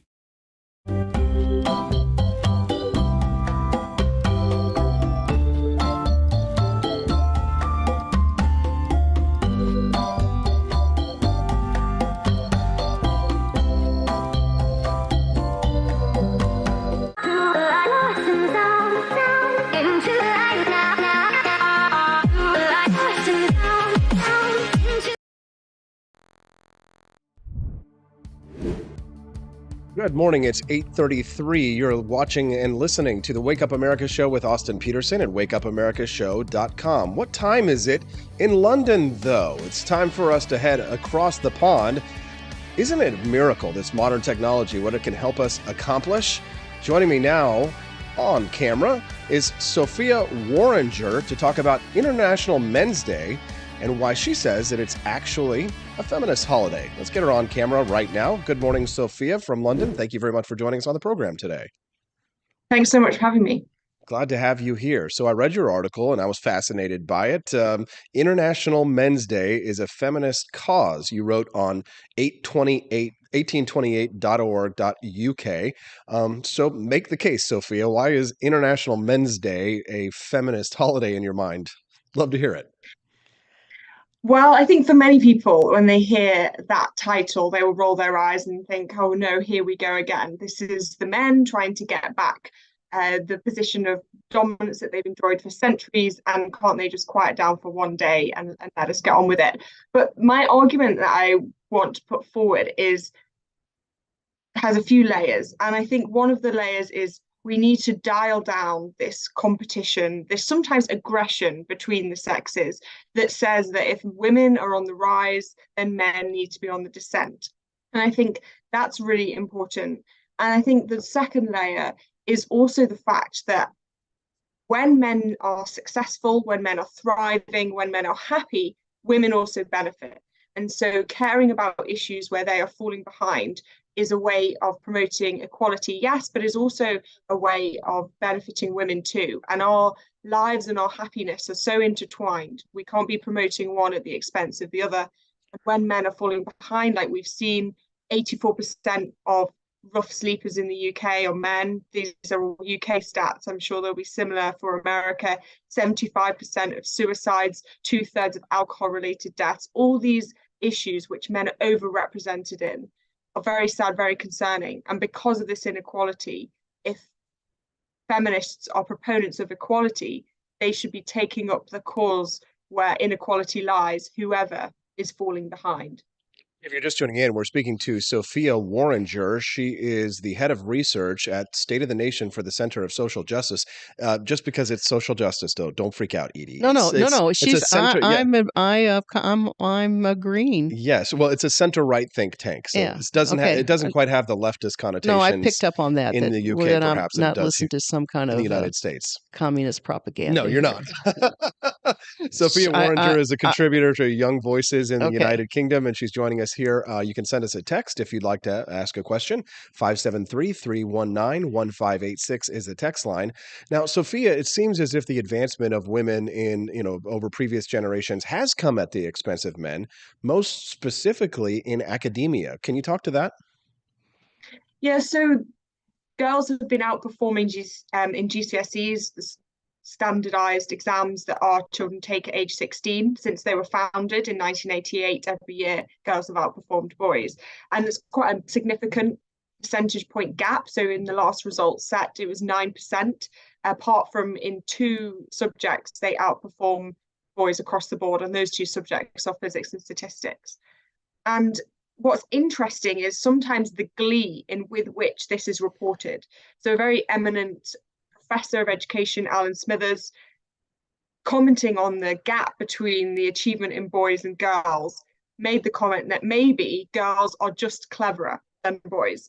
And I take issue with that generalization, because if that was reversed and people were going around saying maybe boys are inherently cleverer, maybe boys are inherently this or that, we would rightly take issue with that. And yet when it's said about girls at the expense of boys, there seems to be less of a problem. And I think also an interesting comment this professor made was the reason because of this gap he put down to was that during COVID pandemic, when lots of our schools were shut for long periods of time, he said, well, boys just went to play PlayStations and girls kept studying. Now, that is a huge generalization and stereotype, but because it's directed at a group that is normally seen to be coming out on top, boys, men, it seemed to be okay. And I just take issue with those stereotypes, and I think we should be challenging them wherever they are found, not just when they're stereotyping minorities or people we deem to be at a disadvantage. If you're just tuning in to the Wake Up America show, I'm speaking to Sophia Warringer. She is talking to us about a column that she wrote that said that International Men's Day is a feminist holiday. Now, when you say, stereotypes, and we try and break down this concept of stereotypes, Sophia, I might, push back and offer you a little bit of a challenge here. Some stereotypes exist for a reason. And, the idea that, men are cleverer than women or things like that, it's a bit of a trope. But what's fascinating to me is when you look at like sports, for example, and how like the transgender dynamic has, sparked a conversation about the actual differences between men and women. I mean, you must acknowledge that, in some sense, that there are important differences between men and women that give us strategic advantages in certain ways. Wouldn't you agree? So I think it's interesting. Yes, I agree that there are important differences and sometimes they need to be discussed and looked at, but difference does not equal stereotype. And if you're saying things like all boys played PlayStations during COVID and that's why they're falling behind in GCSEs, that's not acceptable. If you're looking at development of boys and learning styles and how they engage differently with academia, that's fine, and that's based on something that could be proved and looked at, and brain development, and particularly how boys maybe develop at a slower rate than girls has been widely kind of researched. But stereotypes that write them all off as lazy essentially is not acceptable, and that's why I think this should be a feminist issue, is because some of these issues that disproportionately affect men are so serious, are so grave. They're 3.9 years likely to die earlier, for example, higher risk of cancer. I've mentioned 3/4 suicides in the UK are men. These are appalling things. If these were happening to another demographic, there'd be a lot more attention around it. And that's why I feel it's an important issue. So here's a question for you, Sophie, and I don't mean to pose this difficult question to you just to trip you up, but it's one that I actually don't know the answer to, and maybe Edie can weigh in on it as well. I'd love to hear from either one of you on this one. But why, if one of the genders is not cleverer than the other, and these are just stereotypes and false stereotypes, why are there separate chess tournaments for men and women? Yeah, I mean, that's what I want to know is why, we have separate, games in regards to sports, right? It's quite clear that there are differences between men and women in regards to, football or baseball or anything of those kinds of athletics. But if there was no difference in cleverness, for example, wouldn't you think that in things like that, that chess tournaments would be, that would be cross gender, and yet they're separated by gender? Is that something you've ever considered, Sophia? I mean, I hate to kind of throw that out at you because I know you're on friendly territory, but it's just, it's something I didn't realize that there was such a thing as. Yeah. What do you want to say about it, Sophia? Yeah. Go ahead. Sorry, I apologize. I couldn't hear that.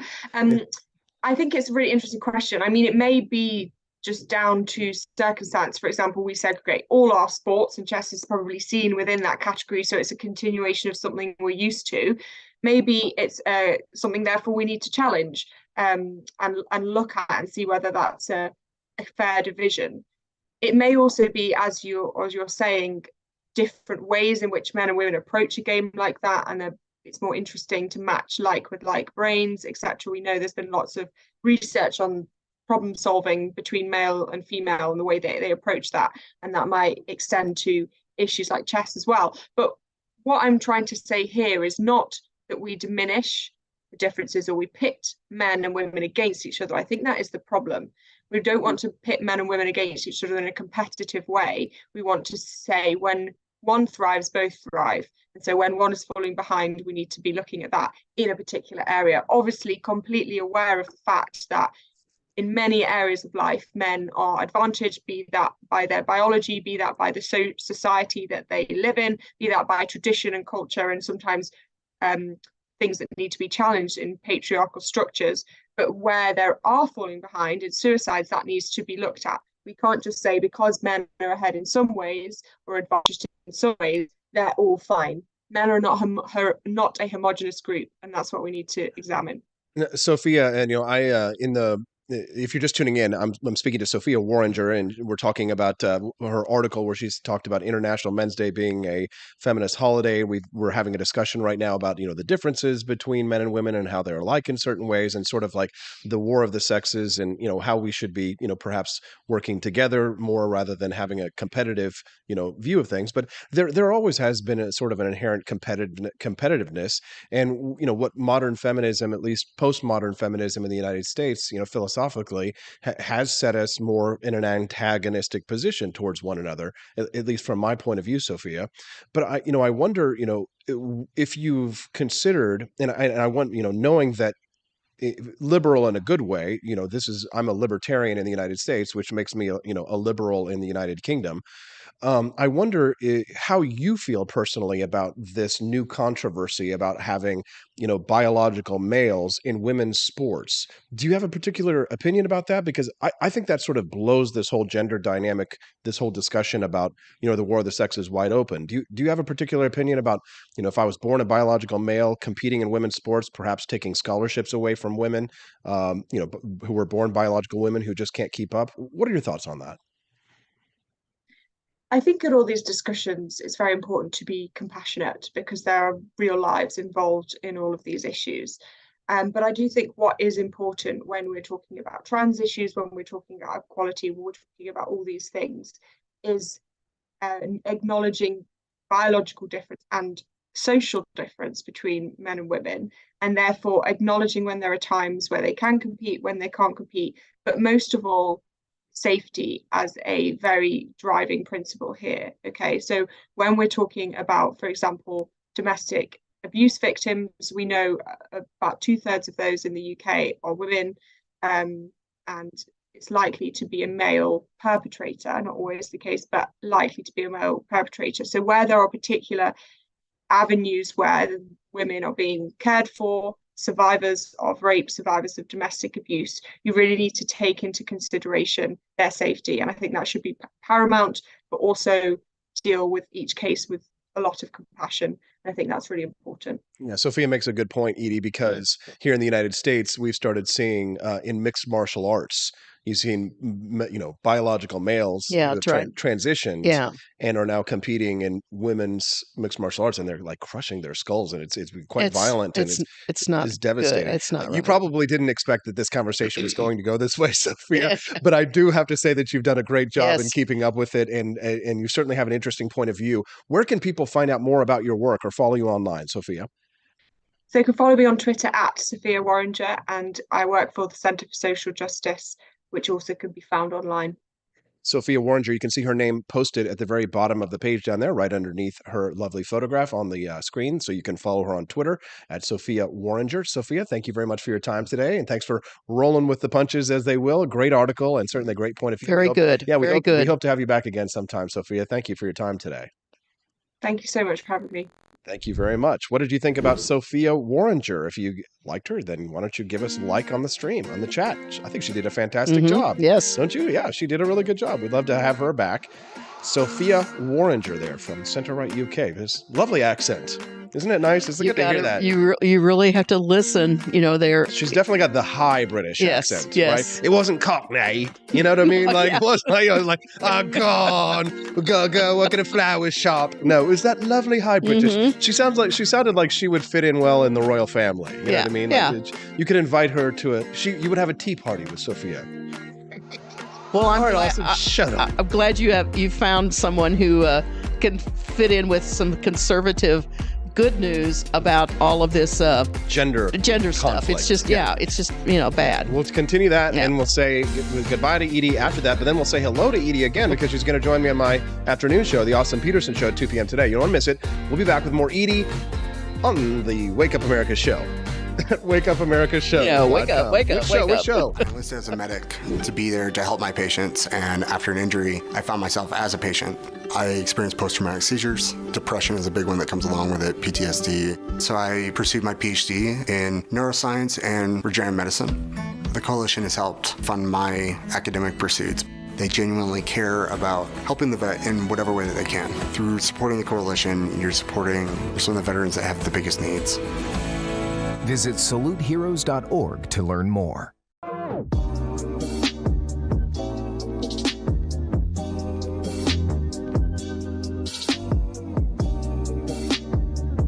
If there wasn't going to be somebody who was a fiery champion of liberty, somebody who would get out there and who would be aggressive, and if they wouldn't do it with more fire or passion than I had, then I would go and I would fight this battle for us.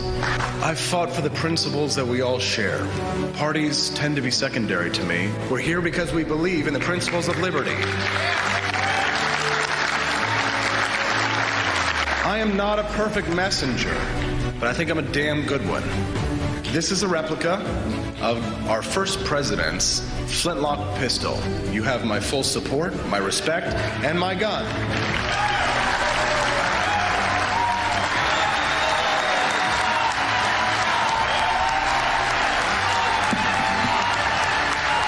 Thank you very much.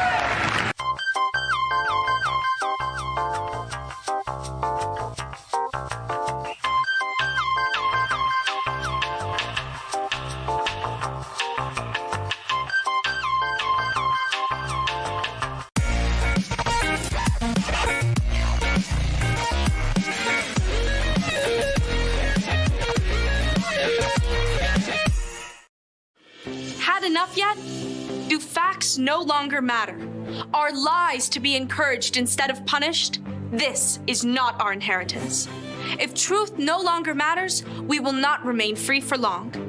This is our generation's challenge, to defend our founders' hope that we the people could self-govern if we defend our right to get the facts. And right now, we're building the only defense of free people have, the facts on every politician, every position they held, every statement they've made, every vote they've made, and any cash they've taken.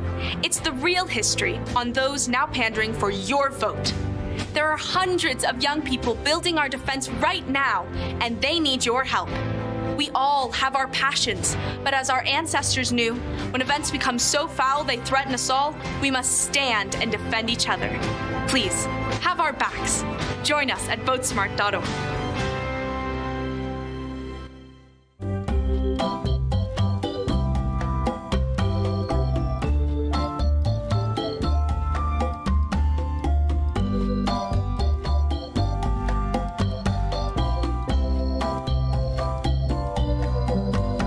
What would happen if I had to pick up the phone, call 911 for one of my family members or one of my neighbors? What would I do if no one was on the other end to respond? What if there was no 911?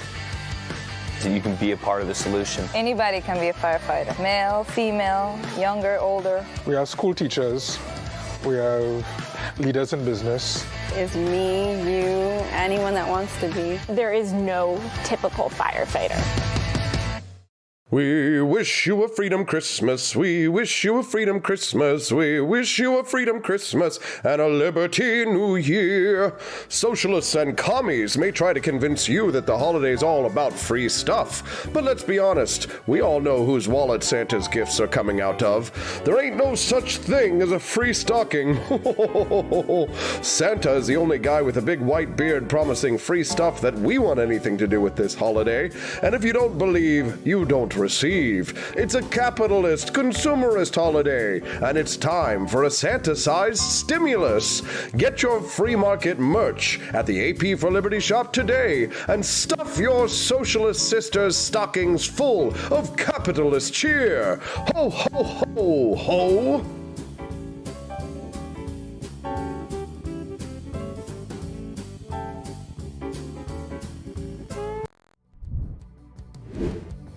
Good morning, Rise and Freedom. It's 8:51. You're watching and listening to the Wake Up America show with Austin Peterson. So happy to have you here. So happy to have my good friend Edie Vogel here on a Friday. Edie, you've been awesome today. Oh, well, what can I say? We love it. Everybody loves you. They're giving you so many awesome comments over there. Just Edie. Love having Edie on here. Edie, appreciate you very much. Well, I know that people probably think I'm crazy with my like for the president, or well, you're crazy because like we like it. But I just admire Trump because he has put up for 6 or 8 years now, put up with so much crap. No other president in our history has ever had to do that. And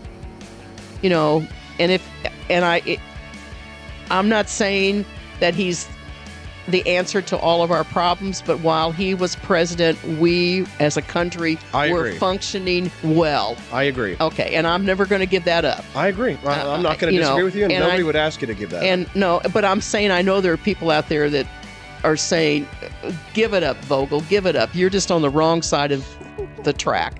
And that's kind of the way I've functioned my whole life. I'm just kind of... Listen, I don't hold it against you. I don't think that you're wrong for feeling that way. I think that there's plenty of good arguments and reasons for if Trump runs again and wins the GOP nomination, am I going to vote for him? Probably.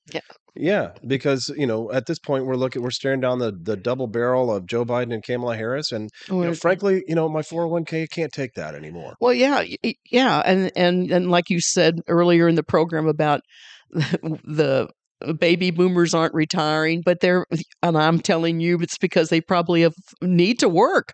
Yeah. If they have been living off of, even if they were retired and they see a need maybe to go back into because they haven't got any money. Yeah. That's why I'm still one of these people that believes in this 50% of the population doesn't do anything for our country. I believe that. They're not in a tax bracket. They don't pay taxes. Chris Morrill had a comment. I got to read it to you. That's fine. We've had 4 presidents murdered, but yeah, Trump had it worse. Well, shit. I don't know him at all, but I get a big kick out of him. Chris is funny. He hates Donald Trump, but okay, you got to have one of those on the show. Absolutely. You got to hear from everybody. I wonder, we haven't heard from Chris Morrill. I wonder what he thinks of Ron DeSantis. I wonder if he likes Ron DeSantis. Because you would think Trump haters would not be necessarily DeSantis fans as well. That's true too. Although there are a lot of people who despise Donald Trump who love Ron DeSantis. I can understand that. Yeah, for sure. Because they're two different personalities. I would call myself a Trump neutral. Neutral, right? Yeah. So when he does something good, I support him. When he does something dumb like attacking Ron DeSantis, I'm going to be like, no, I'm going to call him out on that. Right? Yeah. I think he's making a mistake going after Glenn Youngkin too. I mean, these are the future of the Republican Party. You know what I mean? Like, who was I listening to the other day that they talked about how the party is divided into two, and 2 households, both alike in dignity, in fair Verona, where we set our scene. And the subject, the conversation was these are my propagandist things that I listen to. A plague on both your houses. Sorry, that the evil one, in my opinion, is this Mitch McConnell guy. How he controls the money. And he wasn't sending any of the so-called money to any of these. He did to J.D. Vance, though. I know that, and I can't figure that out because the guy that Vance beat in the primary was more of now is Vance the military guy? No, Vance was the author of the Hillbilly Elegy. He was like the guy he was like a investment banker. So he's not one of our former Navy SEALs or Special Forces guys who I think all those guys that ran for Congress, I think they are the military guys that, the military guys did pretty good. Yes. The ones who were not military did not do so. Oh, I know which one it was. I'm trying. Who are you thinking of? The guy up in New Hampshire, the retired military. Oh, he did not win. He lost. But he was the guy who was the big election fraud. I know that, but McConnell withheld money, and the so-called senator that the general. Trump withheld money too. He didn't spend money on these guys. Well, he endorsed these guys. We didn't give them any money. Yeah. An endorsement is worthless if they don't pay you. Pay you. They gotta pay you. You gotta, if you have an endorsement and you but don't that's give the whole. money, That's the whole. It doesn't matter. That's why the whole like, system to me just stinks of all this money. I know. Well, the worst thing that we could do is to try to do federal financing elections. You wouldn't. The last thing you want to do is turn over to Bernie Sanders to decide who gets money. You know what I mean? That's right. Then the government is like, well, we don't see you as a legitimate candidate, so we won't fund you. And then and I know it's the PAC money. Yeah. Yeah. Well, I like that because it's to me, political giving is free speech.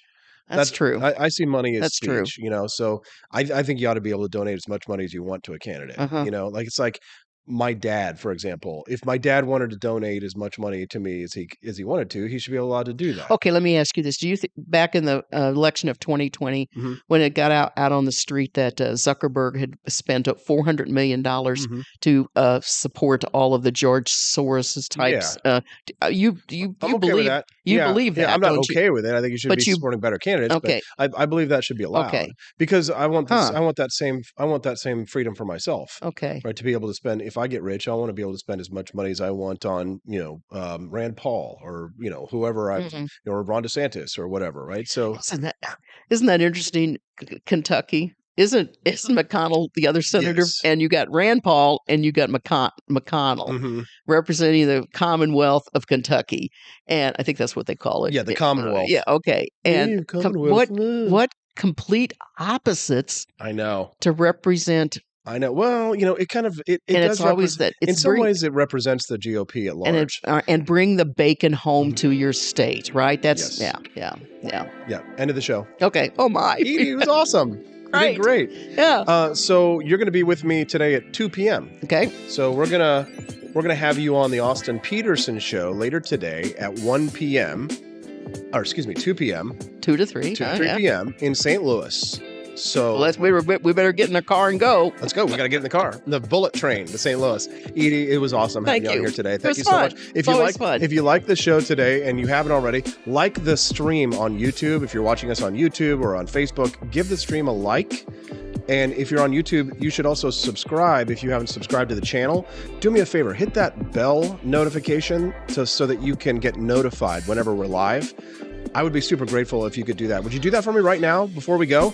Just head over there on YouTube, like, subscribe, and hit that bell notification icon. It's totally free, and it helps to grow the channel. While you're there, check out AP for Liberty shop. Pretty cool merch over there. Christmas is coming. Christmas is coming. Get your sweater with the gingerbread man on it, Edie, that says, "Let's get baked." Oh, that's funny. See you tomorrow. Monday. Bet to see you later today on the Austin Peterson Show. We'll see you Monday on the Wake Up America Show at wakeupAmericashow.com.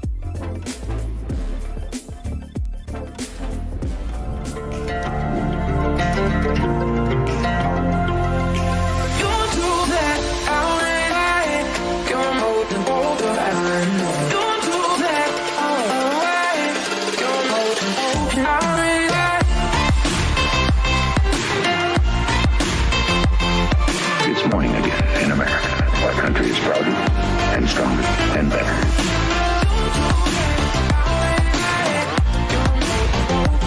I like shooting things, but whenever I can't shoot something, I like to cut things. My life isn't all about shooting and stabbing and cutting, though. Sometimes I have to do actual work, but when I work, I still like to have fun. And there's nothing less fun than trying to cut with a crappy knife. Thankfully, from the ancient sect of Christian knights, who also loved cutting and stabbing, comes a new implement that has received my personal blessing, the Templar knife. Like the ancient sword of Excalibur, you don't choose a Templar knife, it chooses you. You just decide what kind you want on the website first, however, and then order it online, and then it chooses you. The Templar knife comes in a variety of shapes. As a man of culture and taste, I have decided I will never use a terrible knife again. And thanks to the inspiration provided by this excellent product, I have decided to launch a new crusade against anyone using less than superior knives. Join me, brothers and sisters, by visiting uppercuttactical.com/pages/Templar-knives. That's a lot of slashes. For that, you'll need a Templar knife. For 10% off, use code AP for Liberty and join me in a quest for glory, for liberty, for Christendom, for the Templar knife. Get yours today. Fire.